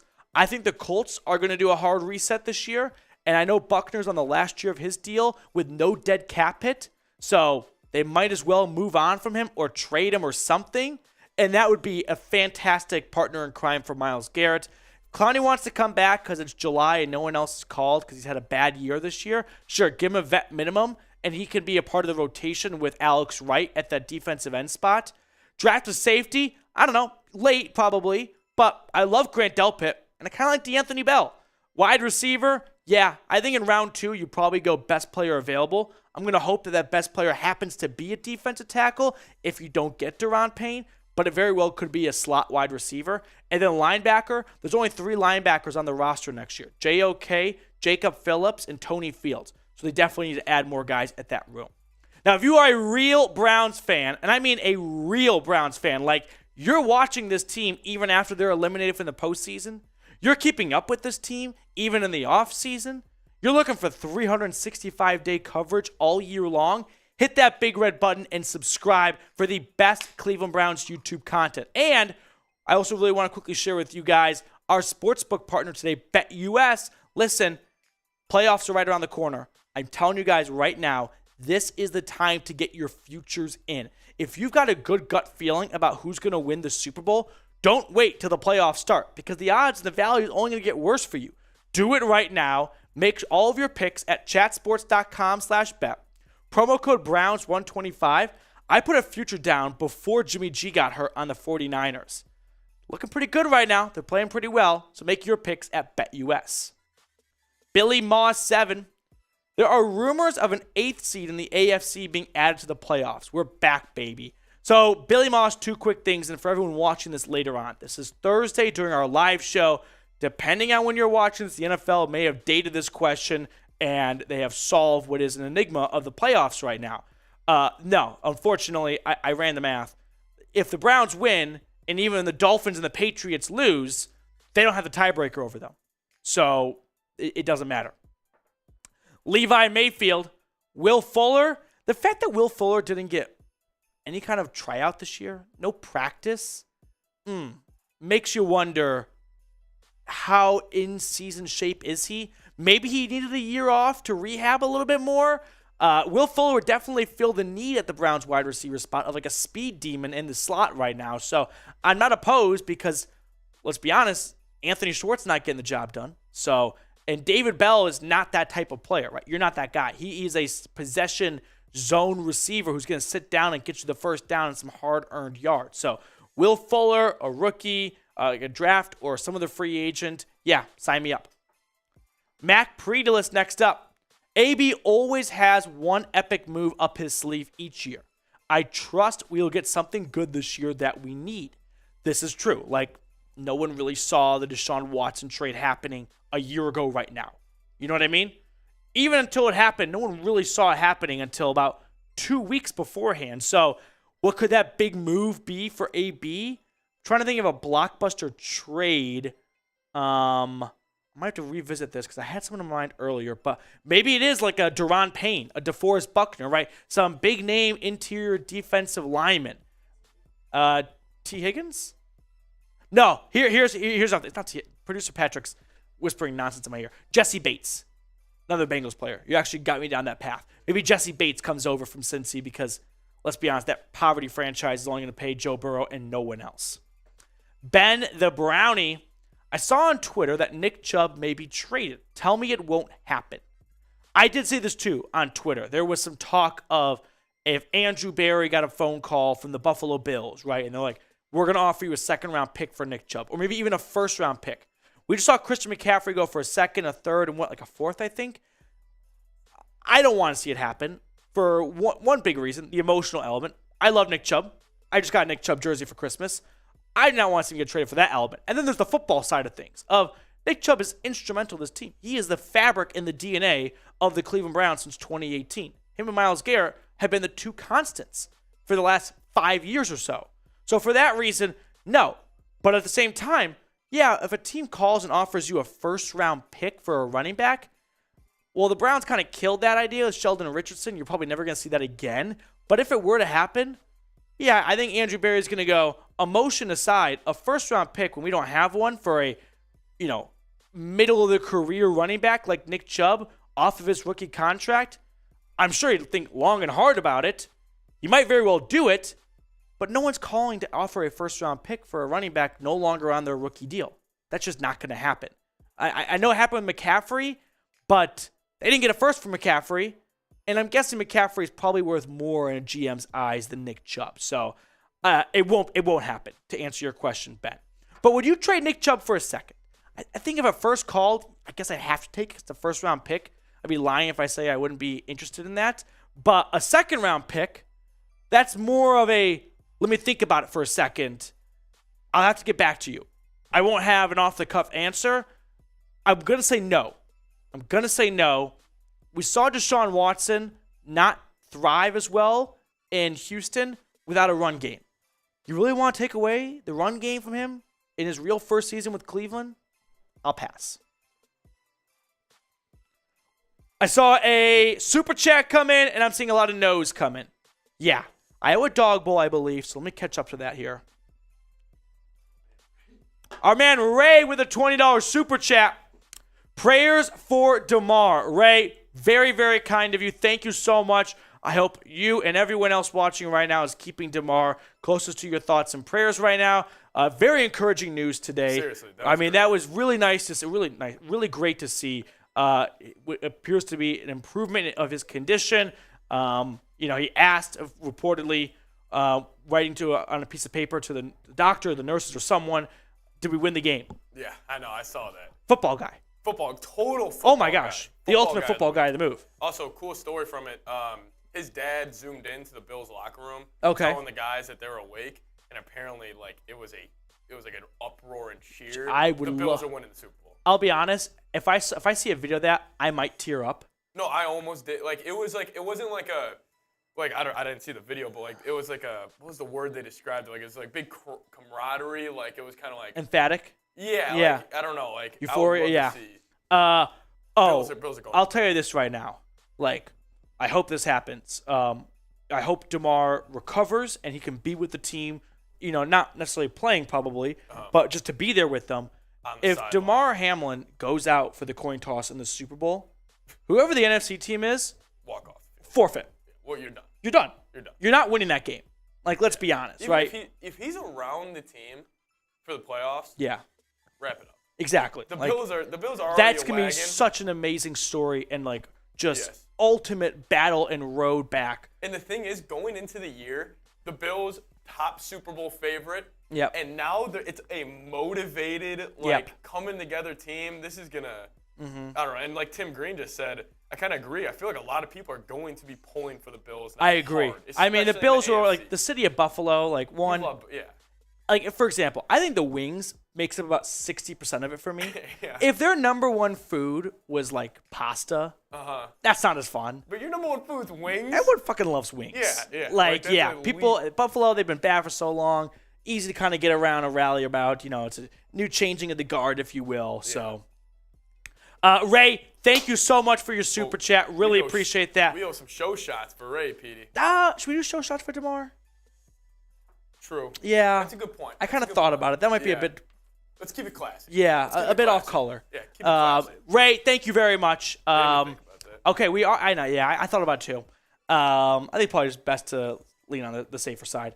Yeah. Brad's here. What's up, Brad? Good to see you in the chat. Joshua, do we have a nucleus we can add to compete with the Bills, Chiefs, and Eagles in the NFL? Let's throw this question out from Josh, please. You just use hashtag Brown, so we missed it in the mailbag, but it's a good question. So I want to take a dog bowl while you read it, please, Patrick. All right, so do we have a nucleus that can add to compete with the Bills, Chiefs, and Eagles of the NFL? Well, I mean, if Deshaun Watson, all three of those teams, mobile quarterbacks with a good arm. Here's your nucleus. Deshaun, these guys, and we've seen it before, so you're not asking them to do something they've never done before. You're asking for Garrett, Watson, Chubb, and Cooper to play their best seasons. Yeah. Which, it's not like I'm asking for Watson to make a step he's never done before. Yeah. You know what I mean? That's a good point. You're not asking them to hey, next year we want to see double the growth. Yeah. If you just get those four guys firing on all cylinders at the same time and a good head coach, they're right there with all those teams. See, I will say, where those three teams kind of separate is those D lines. Obviously, Myles Garrett. Yeah. Look, if you would add a Deron Payne, Yeah. the Browns in the trenches would be one of the top. The Chiefs, for example, they don't have a crazy D-line except for Chris Jones. And he's so dominant. And he's so good. Yeah. And he carries kind of the rest of He does everything for them. No, seriously. I think when the nucleus for the Browns, it's already formed. You just need to smooth out the edges. Yeah. And not have Stefanski kind of botch things up at times, right? Not overcook things, not overthink things. Just, you've got all the pieces. Yeah, you can improve your linebacker room, but they don't need to go into this offseason with, hitting the cycle. They just need to get some singles and a double here. Yeah. I agree. A triple would be nice. I'd take a triple over a home run. In this draft? Or kind of both. Triples are awesome. Triples are more. Would you rather? How about this? Top of the first, leadoff home run or triple? Come on, you're gonna not go the home run. No, I'm taking the triple. Why? Why? Because here's why. Leadoff home run. Okay, rounds the bases. You're up 1-0. Starting from scratch again. A triple. You get a base hit. You got two runners on. One scores. Now a man on second. I the see where pitcher you're going. starts to home run. The pitcher's out of sight, out of mind. Triples. I'm in. I see what you're saying. But our man, Michael Warnecki with a $10 super chat. Michael, thank you very much for the support. We'll take some show shots for Michael. Let's do it. Yep. Are we drafting today, Petey? I heard the Browns might sign an Antonio Brown. Is that true? No. I don't think AB's ever playing in the NFL again. Yeah, I'm pretty sure Schefter actually tweeted that the Browns were looking at it. Antonio Brown. Very funny. That's very funny. Very, very funny. Josh, can James Hudson take over Jed Wills to save a few bucks on the cap? I'm going to guess they're going to roll with Jedrick Wills for the rest of his rookie contract, at least the fourth year of it, this upcoming season. It's not that big. Now, do they pick up his fifth-year option? I'm very excited to see that. I think they will, but I don't know for sure, right? So I think Jed Wills will probably spend 5 years in Cleveland and won't be coming back after that. That's my inclination. Also, Petey. Yeah. We didn't, obviously, I saw the quote. What's up, of Brandon? Joe Hi. Woods. That is a very sad quote from Joe Woods. Oh, man. my goodness. That is pulling, when you pulled it up there, I was like, oh. I know. It is everyone going, oh, boy, Joe Woods knows. I know. I felt, it's kind of like. It would have been nice if he was just I don't listen to sports radio. I don't listen to that stuff. He knows. He's been watching the Browns report. Well, yeah, of course he watches. Rip him a new one. Yeah, he was. You know what? I bet one day he woke up and he's like, ooh, I wonder what the Browns report did. And he goes, it's Joe Woods replaced this motherfucker. They're trying to replace me. Yeah. I felt bad for the guy. That yep, sucks. I agree. Michael, cheers for. Let's do. We're definitely not doing the new year. Yeah, no. That would be the worst cheers of all time. How about a cheers for? I got one. Ready? Oh. I got a good one. Okay. Cheers to Al Michaels no longer having to suffer through Thursday Night Football. That's a great one. He is so happy to be done with it. Seriously. Cheers. Cannonball coming. Dude, the Thursday night games this year, So I feel bad. so bad for Al Michaels. He was like, he was having a pout. Dude, He was a 6-year-old. you go from Sunday night where you could flex games. Yeah. Like you're like Sunday night's normally the top tier games. Right. Like to Thursday night this year in the worst year in the past. Oh. many. Al Michaels. The only thing that like bailed out Kirk Herbstreit was like there was no way to be more grumpier about the situation than Al Michaels. So like Kirk Herbstreit wasn't even all that happy to be there, but at least he kind of put on a good face. Al Michaels was just like, there's 3 minutes left in the game. I'm probably going to wrap it up. Someone else want to take over? I'm going to get my Uber and get out of here. Yeah. He was that upset about it. Dude, $2 super chat from Brad. Brad, thank you very much. Thank you very much. Brad. Here we go, Brownies. Here we go. Woof, woof. Now the game's on Saturday. Yeah. Let's do Josh's. Let's do a little shot clock here. We'll put Josh's up. Josh kills it, by the way. I love his questions. Josh is like a guru when it comes to the after party. Yeah. Oh, he's elite after party. Right? Joshua Miller is like, when the party winds down, you want to, like, Josh, what are you guys doing next? You know what I mean? Like, I'm going wherever you're going. Yeah. You know what I mean? Like, you're going to that bar? I'm fucking there. I'll call the Uber. Right. You know what I mean? Who's a dark horse Super Bowl team this year? Ooh, it's a good question. Let's got a super chat coming in. Let's answer this question. Let's answer this question, then we'll go to Alex's super chat. Okay. Dark horse Super Bowl candidate. Dark horse. So I'm saying you can't say Eagles, Niners. Can't be the top 2 seats. Yeah. So Eagles, Niners, and Bills, Chiefs, and Bengals. We'll throw. No, I'll go Bills and Chiefs. Just Bills, Chiefs. Okay. Yeah. Actually, yeah, you're right. There's 7 teams making it, I think. Yeah. You can't do top 3. Okay. So 4 and below. Okay. Vikings would be a dark horse. They're the 3 seed, but they would. Oh, you. Put the Cowboys. Yeah, Cowboys, right? Cowboys instead of Cowboys Vikings would be a dark horse, and I'll go one from the AFC. You know, I was thinking today driving to work, I was literally thinking to myself, Matthew, no matter what, do not bet on the Jags to win their first playoff game. Yes, you are. I think I'm going to do it for sure.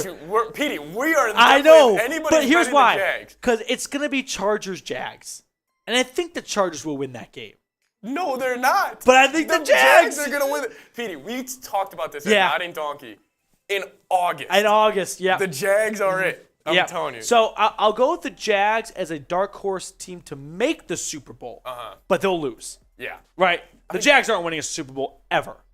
Yeah. I mean, They're not. Doug Peterson, Trevor Lawrence. Dougie P has won one. So yeah, I'll go with the win Jags one. to kind of like when the Jags shocked the Steelers back in 2017. And they were a fourth quarter away and good refereeing from beating the Patriots. With Blake Bortles. And now they have the Prince. I'll go with the Jags.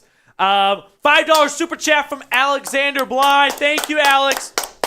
I was so happy going to the Cleveland versus Washington game. I knew Deshaun Watson would break out. My buddy is a Washington fan, and he was cheering for Washington. He hated those 3 interceptions. Yeah, I feel bad for Washington fans because it is such a horribly run franchise. And that's coming from a Browns fan that has its fair share of missteps. But how do you keep Carson Wentz in that game? How does he start that game? Yeah, that's the first question you should ask. First question I'd ask that. And also, how does Riverboat Ron not know you could be eliminated today? That too. That was just like, as a Washington fan, you got to sit there going, I'd like to believe the head coach is smarter than me. But then they do shit like this. No, seriously. Where you're like, maybe they're not as smart.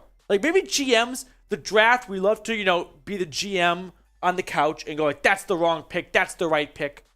But sometimes you go, what were you thinking? Like, we all thought it was a bad pick. Yeah. And then you just went out and did it anyway. Yeah. $5 super chat, that's dog ball. No, but I will say, I do think the Commanders, Ron Rivera, Taylor Heineke, he has carried you to, getting you a chance in the playoffs, and then you go to Carson Wentz back in your most important game of the season. That is, he will be fired. I will be shocked if he is not fired. I think Riverboat Ron is either trying to get fired, It could be, or it's blatant, tanking, even though they're not really tanking when you're nearly in the playoffs. Yeah. And I am a believer of this. Taylor Heineke got a $500,000 bonus for every win Washington had. Okay. Carson Wentz had $20+ million guaranteed this year. So as an owner, you would like to write one check per win. Yeah. Just to Carson Wentz. You don't want to pay Carson Wentz and have to pay the backup too. Yes, that's a good point. I mean, yes, I say that as if that's rational. You're a billionaire. Don't be a cheapo. Yeah. But I mean, there could definitely be conversations behind closed doors where it's like, hey, I'm not writing. This. Right, it's like I'm not writing $5 million in game checks. Right, that's 10 wins for Heineke. Yeah. Go win those 10 games Just so dumb, with the quarterback I already paid for. That's not a conspiracy theory, but No, that's a it's good probably theory. exactly what happened. It is. Yeah, that is that's what happens when you have shitty ownership. Where yes, you like to blame the coach, you like to blame the quarterback. Fine, but you know what's been the constant theme in Washington? Mm-hmm. It's been Dan Snyder and him meddling in the football affairs. Yep. When he's an awful meddler. Yep. It's okay. The dream is to become a billionaire and buy an NFL team. Yes. But that is by far the best. If you don't know football, just be active on draft day. Yeah. That's the only time I think let the coach during the season. Mm-hmm. Draft day is when you can come in and be like, I really like that guy. That's where I know Jerry Jones makes a lot of noise. Yeah. But I think I would be an owner like Jerry Jones. I don't think Jerry is he's obviously hands-on. I think my owner, I think me as an owner would be I hire a GM still, and I pop in his office a tennis ball, throw it off the wall and stuff. You know what I mean? Only in a polo. He's in a suit, and I'm like, who are we thinking round one? And he'd say a name, and I'd say a name, and then I'd hire someone who has the ball stand up to me and go I don't like him, and I go, all right, I'll give you that. You're right. Yeah. Let's go with your guy. I like that. You know what I like mean? That. That's Petey as an owner right there. Hire me. Well, next Browns owner. Yeah, exactly. Sell it to me for cheap, please. All right, we are at the point of the show right now where if we don't get any more super chats, we do have to sign off and relinquish our studio space. Steelers host is sick today, so it's the Ravens Rundown with Tyler Jones barking at the door right now at 5:18 Eastern. So if you want to keep the Browns content rolling and keep the Ravens Rundown off the air, super chats help us do that exactly. We love our drafts. There we go. Michael Warnecki with a $10 super. Alexander with a $5 super. Hey, we're almost at $100. If we get to $100, I've got it here. We're doing the beer shotgun. Make it a race. Yeah. You want to do a race? Yeah, let's do a race. Okay, yeah. We're $17, $18. We'll call it 20. Make math easy. Who's got us? $20 away from $100, and we'll do a beer shotgun race. $10 super chat from Michael Warnecki. That's some show shots here. Michael, thank you for your super chat as always. A constant here at the channel. Appreciate you, my friend. And then Alexander with another super chat. We'll throw that on screen in just a moment, Alex. First, we are cheersing to... Let's cheers to... Let's cheers to, not to be sad, but how quickly this season went by. It's so sad. That's a great... How are we here already? No, seriously, Pete. I just had a moment right there. We are at week 18, bro. I never thought Browns-Panthers would ever get there. Week 1. And now it's coming gone. The whole thing, Baker revenge Oh, game. my God. That feels like it was yesterday. Yes. Literally yesterday. It does. All right. Cheers to the 2022 NFL season going by way too fast. I don't even want to cheers. Yeah, I know. Cannonball coming. Woo. Okay. Alexander Bly, next up. Oh, Ray! My man! Yes! Ray, we'll throw that on screen for you in just a second. First, do you think Amari is going to break his total yards record and get double-digit touchdowns? He needs 81 yards and 1 touchdown for those. Yep, he's got 9 touchdowns this year that beat his single-season record of 8. Get 2 Millers or something. Yeah. And then you're right. He needs exactly 80. 80 ties it, 81 breaks it. Do I think that happens? Yeah. He had 2 touchdowns last week. I don't see why not. You know what I mean? I'm not going to look at it and go, I don't know, that Pittsburgh Steelers cornerback room is really good. No. Give me the over. Give me positivity. Give me Amari Cooper 100 yards and 1 touchdown. He had 101 yards and 1 score in the first matchup with Jacoby Brissett. I'd love to see him do even better with Deshaun Watson, the quarterback for him for the next 2, 3, how many seasons he has left in Cleveland. So I sure hope so. Do I think it happens? Yes. Don't even pencil me in. Sharpie me down. That's a permanent marker in case you don't know. For Amari Cooper breaking his own single season receiving yards record and for the first time in his career going over double digits in touchdowns with a backup quarterback and a bad Deshaun Watson, as some people said. I don't buy it. It's quietly been Amari Cooper's best season in the NFL. And I don't think, like, outside just receptions, I don't know how much of an argument you can really make against it. Josh with a super chat here. If given the opportunity, would you go to space? No, too scary. 100%. Oh, I would not. You would actually not. Dude, I don't want to die. Petey, you walk out of work right now. Like, completely legit. You know what's ready? You're not going to get... No deal. Really? I'm not going to space. That shit's too scary. But like, I'll be honest, my biggest fear in life, there's two. Snakes scare the crap out of me. Okay. The Pacific Ocean. It's massive. Okay, the ocean is scary. The ocean is so scary. Especially what, 90? The space is the ocean on steroids. Okay, but like, could you imagine seeing the Earth from space? Like, I just think that would be like, yeah. I don't know. It's interesting. I feel like you would have been for sure yes, too. No. I'm a pretty adventurous dude. I can't do that. Why? No, there's no rescue mission for space. Yeah. If something goes wrong, You're done. You're done. Yeah. There's no, we're sending in, search and rescue. Yeah, because you just can't What? do that. Aliens get deployed? So going to the moon.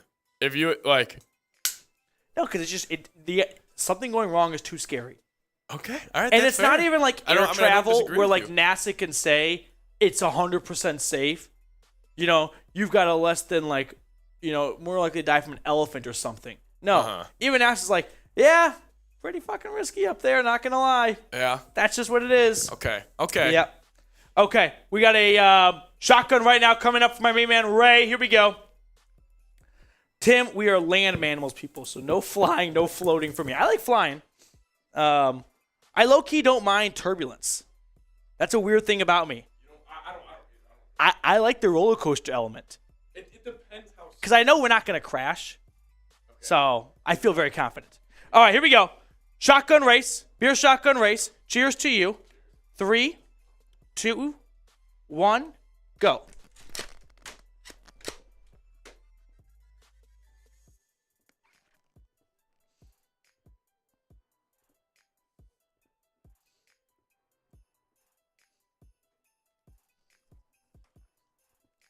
Oh. It's like making out with an iceberg. Oh, wow. Jeepers creepers. The trash is over there. Yep. Okay. No draft going on right now. We're waiting for a draft topic if someone wants to super chat draft topic in. Yeah, producer Jeffrey Cooperstein popping in the studio. You want to give us a draft topic? We'll make it the shot clock, kind of. Let me amend that. Best happy hour deals. Yeah. Yep, that's what we'll do. That's a good one. That's a good one, Jeff. Oh, I've got a great one for a draft topic, actually. Okay. Best places to watch the Super Bowl. That's actually... Okay, here we go. I think some other super chats come in here.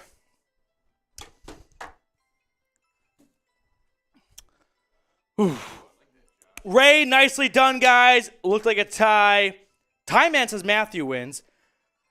AFX Apocalypse, Matthew, I'm going to hate my life if the Steelers win and the BS their way to the playoffs. I agree. Like, I feel like only the Steelers have a bad season last year and still make the playoffs. And they're going to do the same thing this year. They're not. I like, the Browns are going to win. No, I know they're going to win. The Browns are playing with, like, just hatred for the Pittsburgh Steelers. Yes. I will put a lot of money on the Browns. Like, for example, ready? If the Seahawks lose, the Packers are winning. But the Seahawks win the Lions. The Lions, exactly. Yes. You know Dan Campbell, that locker room speech before the game, guys, we got nothing to play for, but we're playing for each other. Like whereas, like, if they are like, hey, skittish, winning you're in, they're going to turtle up. George Costanza. Yes. It's cold. Be like, guys, this is the last time we're playing with these 53 men in the locker room. Go out, play fun, be aggressive. You go trick plays. I love that theory. Yep. Landon saying, let's say a prayer for DeMar Hamlin. We definitely relayed and talked about Hamlin earlier in the show, but of course, I think it kind of goes without saying of we're all not just pulling for Damar Hamlin, but we're all eagerly awaiting positive updates. And the latest one is that he has neurological activity and is trending in the right direction, if you will, maybe for a better lack of a better term, but definitely good news coming from Damar Hamlin. And all of us are waiting more and more better news. So no doubt about that. Landon, thank you very much.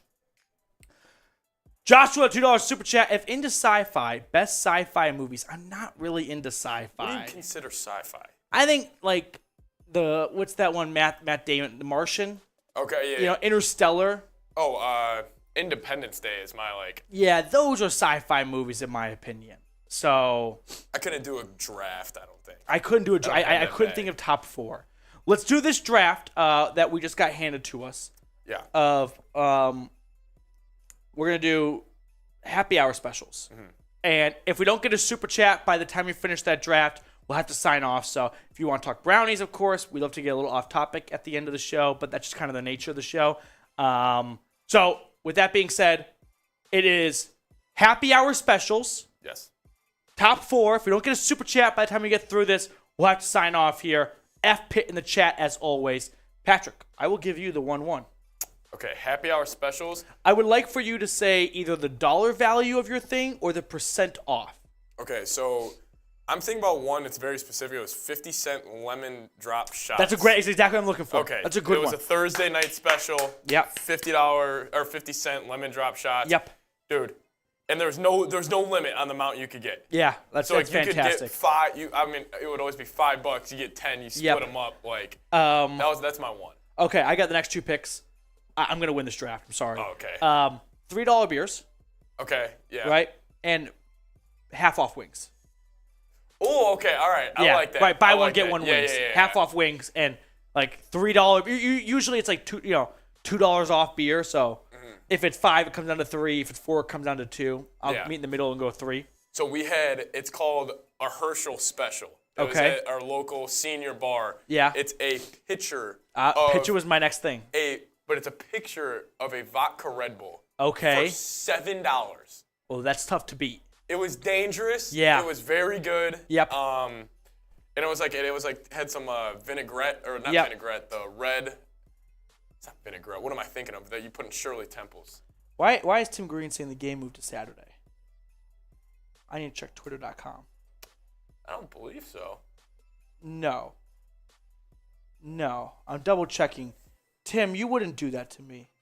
Maybe Tim saw something. Yeah. Tim. Okay. Anywho. What was the next one? Tim, $7 you got me. vodka Red Bull pitchers. Yeah, that's a good one. I will go with. You went pitcher. This is my third and fourth. My third. Oh, you have another pick. Oh, I have another one. Yeah. No, Tim, the game has not been moved to Saturday. It's on Sunday. Sunday, 1:00 Eastern. Happy hour special. I guess you already got beer. I can't really think of it. Do you have one on top of your head? Yeah, I was gonna go like half off apps. Yeah, that's always right. Nachos come from 14 to 7. Those are yes. You know what I mean? Just kind of a covered blanketed of half off apps. Yeah. Some other good ones out there. We had a mug club type of thing. You would buy a mug for $10. Yeah. And it would be $1 beers on Wednesday night. That's a good one. You just handed them, but you had to have the mug. I like that. We got another one here. Let's go Josh's super chat here. Oh. Go to comfort foods. Comfort foods. Okay. You want to go first or want me to go first? A little draft? Yeah. Okay. My number 1 is McDonald's. Okay. Yeah. McDonald's is a very good one. I guess I was thinking more like I see the route you went was not the route I was preparing for. So then if I'm going to go the route I was preparing for, I'm going to go with ribs. Ribs? Okay. Who doesn't like ribs? Ribs are awesome. Ribs are a good one. Ribs are great. I think I would go like brownies. Like that just came to my head. Okay, brownies. I love brownies. I'm not a big dessert guy, believe it or not. So, oh really? No, I'm just never really been huge on desserts.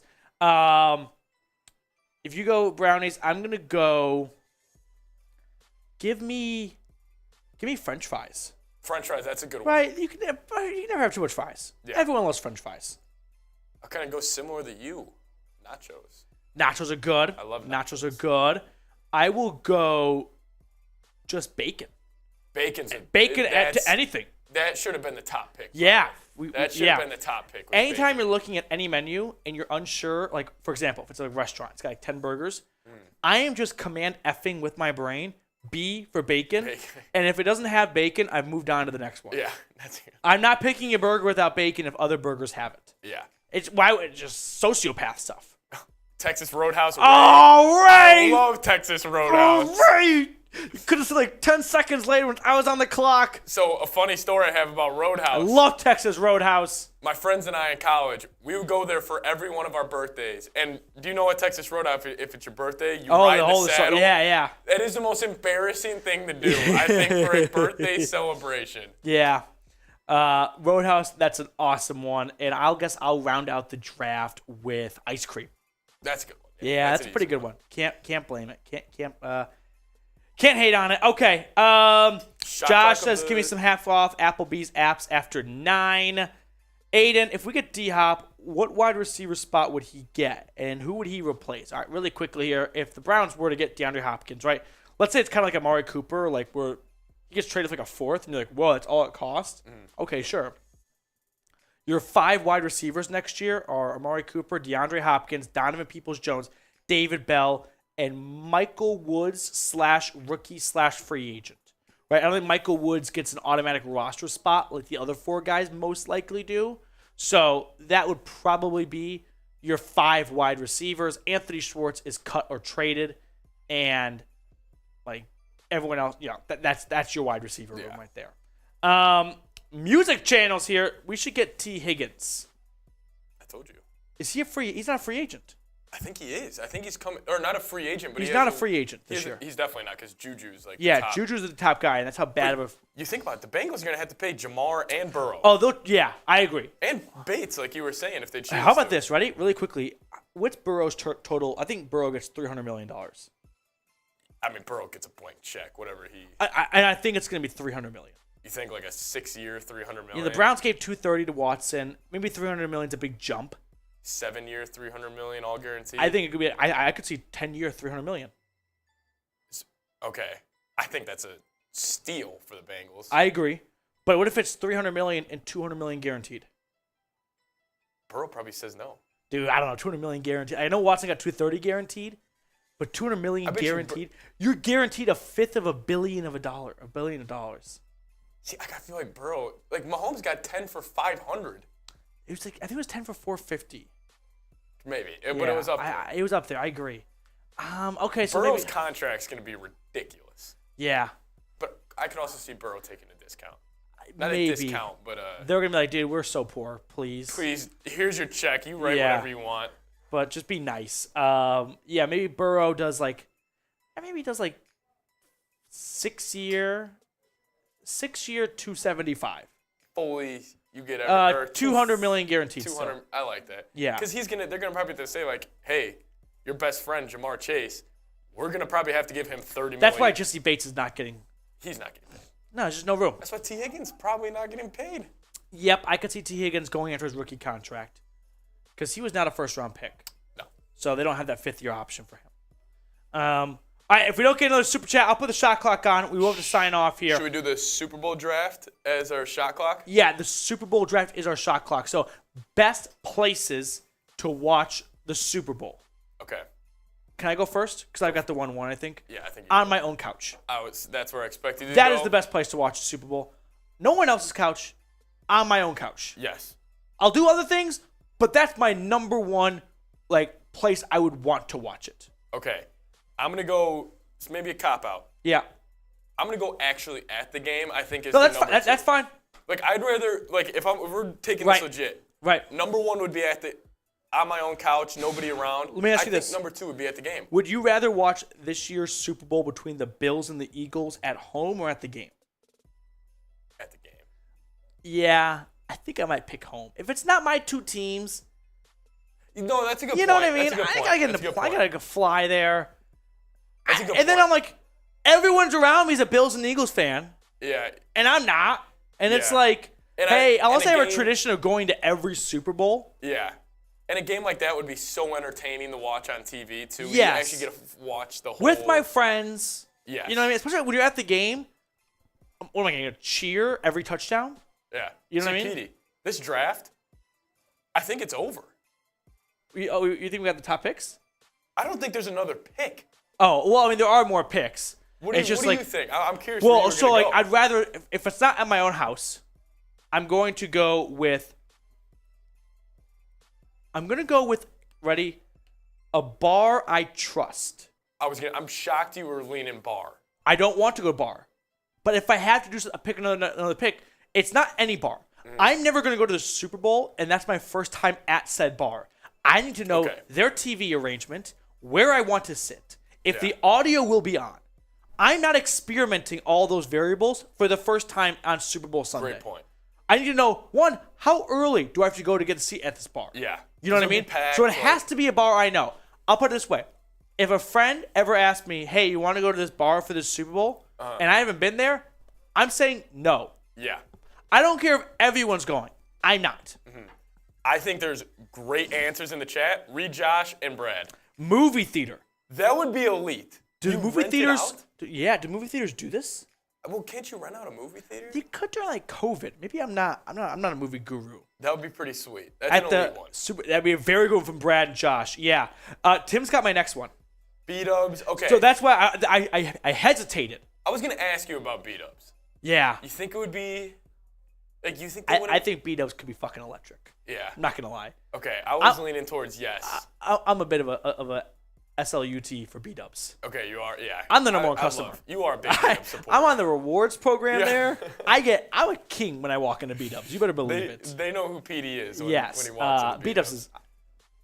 Yes. I think that's about it. Some other ones, Super Bowl party at a friend's house. I'm very hit or miss on Super Bowl parties. I've done it. I don't like it anymore. I'm done doing it.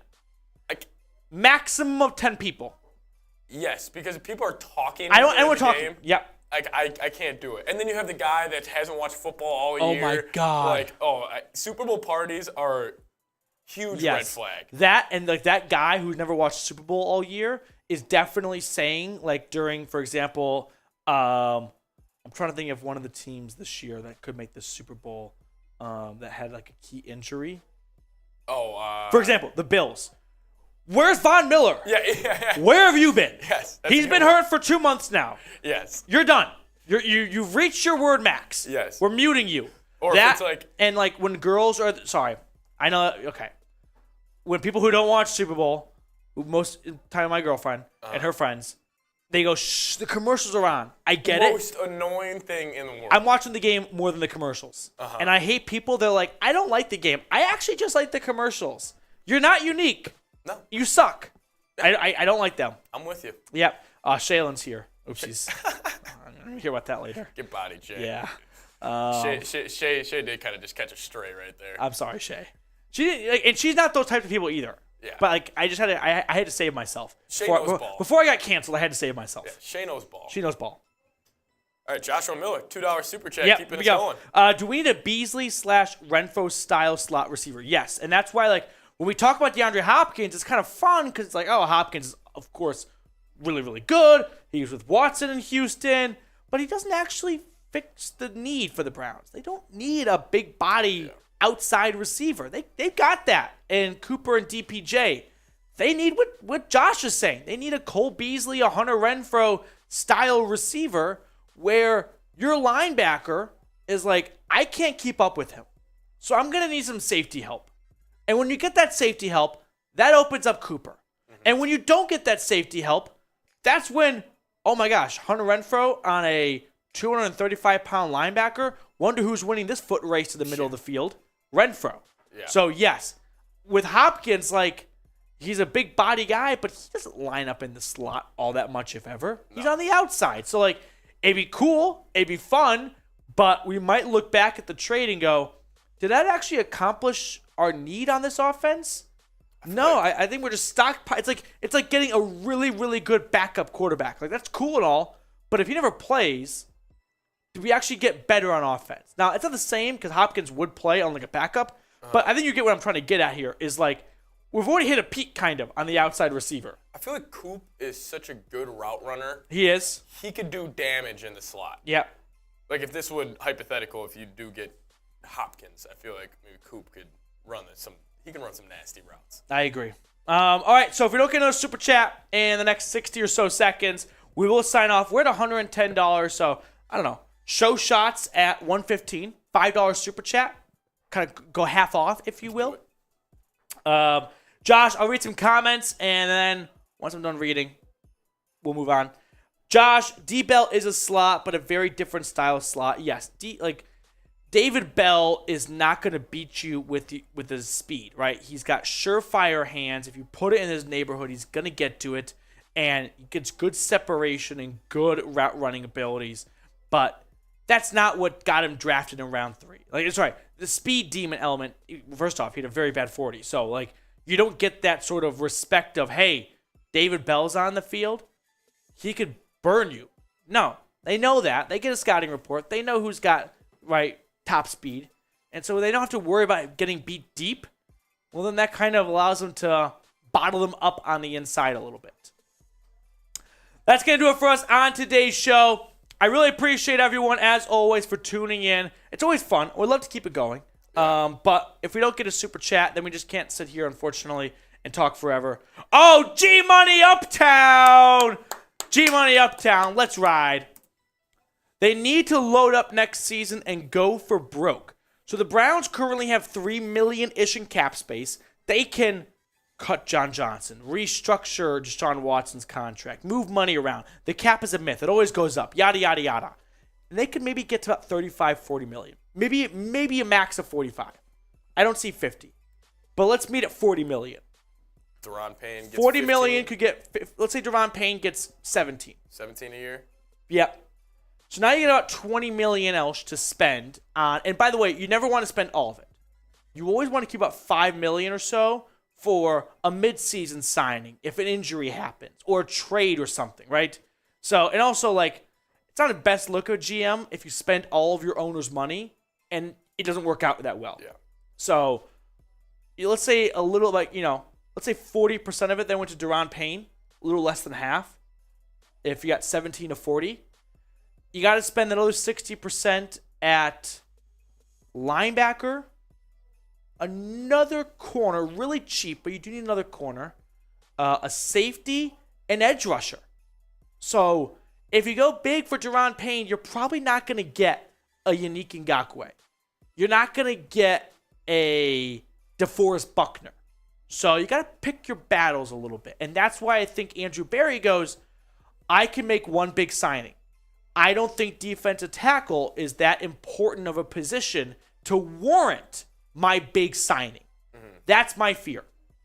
I don't agree with it, but that's how I think AB operates. G-Money Uptown with another super chat. Red, they will probably restructure. Yes. Okay. Red, they will probably restructure. Here's the thing, is I know the $2 super chat gets you a 50-character max. So I do love to try and, like, help out the people. And, I know what you're trying to say. Yeah, so Watson, I think they'll move money into signing bonus, right? And what that does is it opens up, lowers his base salary, lowers his cap hit for the year. It also, from an owner, it can kind of be tough to sell on the owner, like, hey, we're going to pay him all of his money for this year right now. That's kind of like if you hired a contractor and you paid him everything before you started. Might not do a great job. Yeah. But, like, I'm not worried. Like, that's, I think, kind of I think it's a lame excuse. Yeah, I mean, Deshaun's a competitor. Yeah, exactly. Like, but that's kind of like, sort of like, not the argument against it, but like, sometimes why you don't see, like, well, why don't all teams just make everything signing bonuses? Cool. Then they get the money, and they're like, maybe I'm not going to work or go in for that extra lift on my day off. Yes. Maybe I'm not going to watch more film, right? I've already got paid. What are you going to do, right? So, yes, I do think. Now, Lamar, I'm going to put this out here really quickly, if you don't mind. Quick Ravens talk right now. I think the Ravens are getting pretty fed up with Lamar. Maybe I'm reading into it too much. But Lamar Jackson has missed about a month now with a knee injury. Uh-huh. And it was supposed to be, like, return Christmas Eve. I wonder if Lamar is like, I'm not coming back the rest of the season, like regular season, because I don't want to hurt my knee, which is fair, because I'm due for a payday. And the Ravens are a little bit like, dude, we're hanging on by a thread right now. Can you play through this? This is the NFL. Everyone plays through injuries. And because Lamar is entering the last year of his contract, he's like, nope, I'll wait till the postseason. And I think Lamar is a big, stick it to you guy. Yes, because I've read Harbaugh's quotes when people ask him about Lamar's status, and he's getting a little snippy and a little I don't know. Whenever he's ready, he's ready. Like just go ask Lamar. And so I'm starting to get that sense, and that makes me feel like maybe that relationship isn't built to give him the $250 he's looking for. Yep. But also, I think this offseason, I think Lamar is going to be like, oh, you didn't want to pay me? They will. I'm going to go get this new girl. Exactly. Yes. I agree. G-Money Uptown with another super chat. Jimmy and D, richest owners, they got it. They're not. They're not even top 10. The richest is the Broncos ownership, like the Walmart, right? Walton Penner, Greg Penner and Rob Walton. They have $59 billion. That is absurd. Second, third, and fourth combined are less than them. They have more money than they know what to do with. Let that $59 billion. I don't think people really realize, that's being a billionaire 59 times. And it's incredibly difficult to ever become a billionaire. That's insane. They have everyone's money. The Haslam's, I don't know exactly where they rank. They're not top 10. All right, they got Pilot Flying J. They got some other big businesses in Tennessee and whatnot across the country. But they don't have Walmart. They don't have Walmart kind of money. So, yeah, by the way, don't take this as well, the Browns have less money. They can't pay. No, they're all still billionaires. Yes. They can all still pay every single cent up to the salary cap. Don't feel bad, bro. Some of them are just cheap, and they need to go, you know what? I own the team. Win a couple games every once in a while. Go to the playoffs once every 3 or 4 years. Win a playoff game once every 5 years. I'll keep making a profit because you know why? Fans aren't going to go away. I know that and you know that. I'll keep raising ticket prices. I'll keep raising concessions. And what are you going to do? Stop watching the Browns? Yep. No, you're not. You're not. And they're right. I'm not going to boycott football. I'm just not. Mm-hmm. They got me by the balls. It's too bad. That's a good point. Yep. Another one from G-Money Uptown. Lamar, not because he don't have any guaranteed money. What is he saying here? Lamar, not. Oh, he's not playing because he doesn't have guaranteed money. Yes, exactly. Which is true. Right. That's what I'm saying. And so, are the Ravens now going, you know what, Lamar? We know that you won MVP, but the last 2 years have been injury-plagued down the stretch. Yeah. And maybe we're not ready to sign up for more of this last 2 years for the next 5 years. Huh? That's not very a Ravens-esque thing to do. It's not. Now, they don't have a better option because they're not going to get a good first-round pick. Well, they got Lamar towards the end of the first round, so maybe they believe in themselves, but that's not a very safe gamble to make all the time. So this will be fun to watch out. It'll be fun to watch play out. Joshua Miller with a $5 super. If the NFL expanded and you were the GM with the choice of any NFL player to build around, who would you start with? Patrick Mahomes. I know Josh Allen's kind of the fun answer right now to give. Or Joe Burrow. Why did I say it like that? But no, I'm going to go Patrick Mahomes. I think every single GM. I feel like we fail to realize in the NFL. I was looking at Mahomes' numbers just over the first 4 years compared to other quarterbacks around the league. He is night and day better than the second guy. Yeah. He is the gap between 1 and 2, I feel is the same gap between 2 and 20. And here's the other thing, Mahomes, when he's not on his A game, the answer is they're getting too cute with it. Mm-hmm. That's a very simple fix. Yeah. Allen and Burrow, I'm definitely, getting really nitpicky here. But when they're not on their A game, I think you can actually diagnose what they're not hitting well. Especially Allen. Yes, Allen, sometimes you can go dude, you're making too many WTF plays. I think Mahomes is all right, relax a little. I know you like the Mahomes magic. And he can go, all right, I can dial that back. Yes. We're, like, literally, that's a matter of centimeters here between these guys. But that is important to pick around who I am building around here. 100% Mahomes. How about QBs are off limits? Okay, good question. I love that. Good question. Good adjustment, That's a great Josh. Question.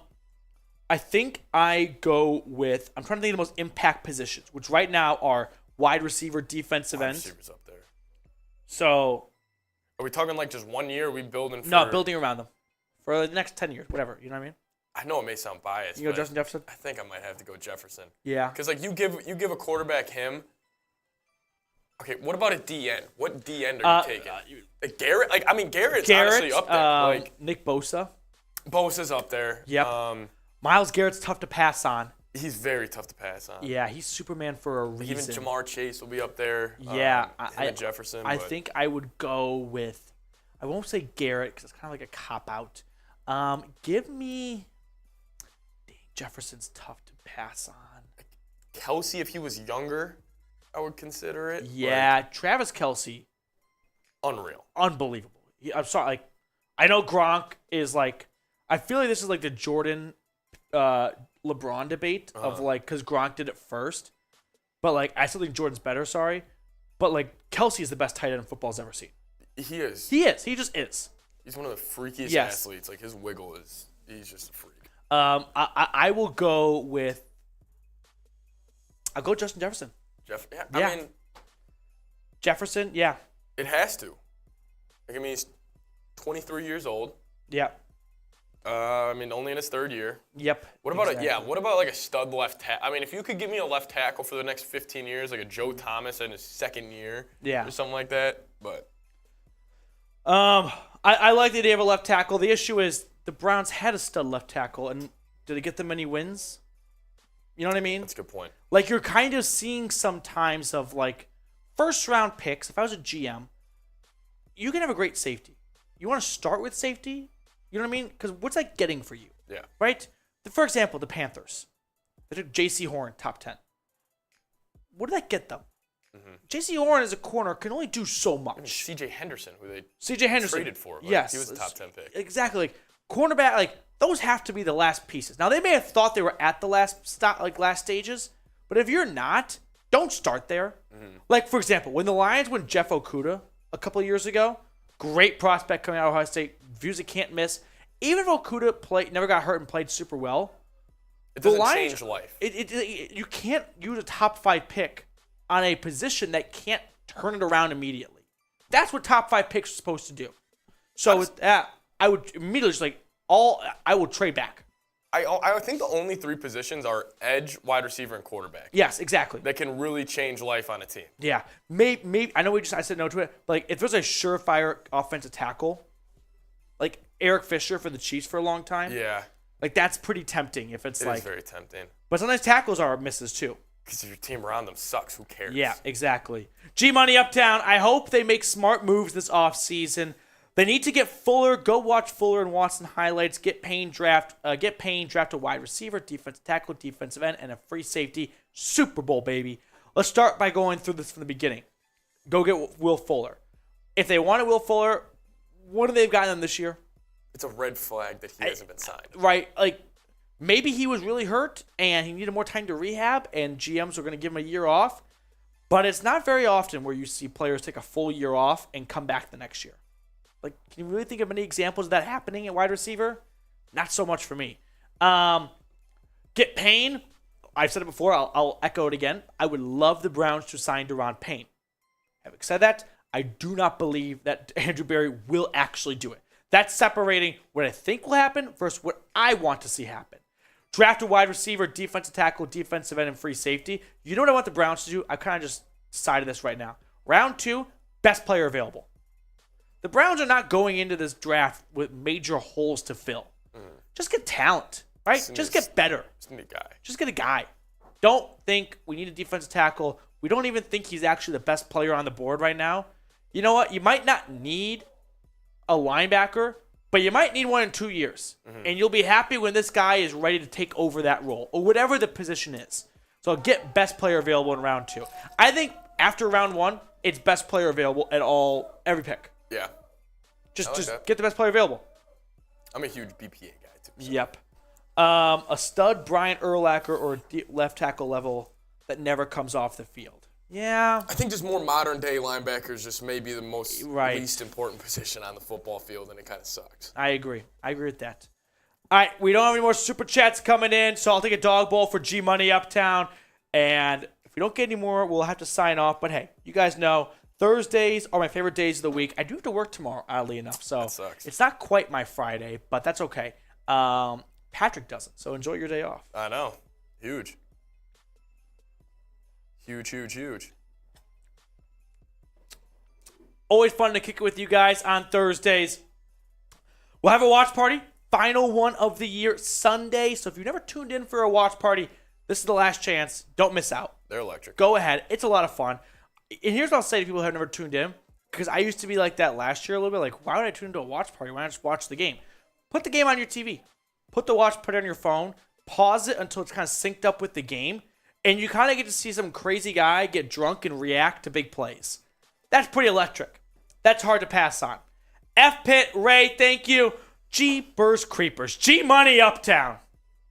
I love it, G-Money Uptown. We'll end with this super chat unless we get another by the time we finish reading. If they get small linebackers, they need big defensive tackles. So, I can only say from what I know about Stefanski and Barry in the last 2-3 years now. Think about the linebackers for a second. JOK, undersized. Kind of way I fell to round 2. Tony Fields, not a 6'3 guy. Jacob Phillips, a little bit bigger, but still not ginormous. Anthony Walker, same thing. You're noticing a trend. Like, they don't go for the 6'3", 230-pound linebackers. Their defense is sort of built around speed all across the board.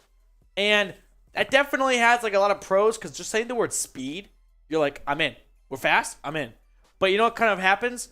When a team wants to run it 10 times like the Falcons did with Caleb fucking Huntley, and they run all over you, where's your speed now? Now you need strength. So, F Pitt's coming in from Paul Brooks and Ty Man the Buckeye. I love it, guys. I love it. F Pitt indeed. Patrick, thank you for all your help today on the ones and twos. We'll sign off. We will see everyone on... You're not with us on Sunday, right? I don't think so. That's a bummer. That's okay. We'll see you guys on Sunday. 15 minutes before kickoff. Browns, Steelers. F Pitt in the chat. Let's go.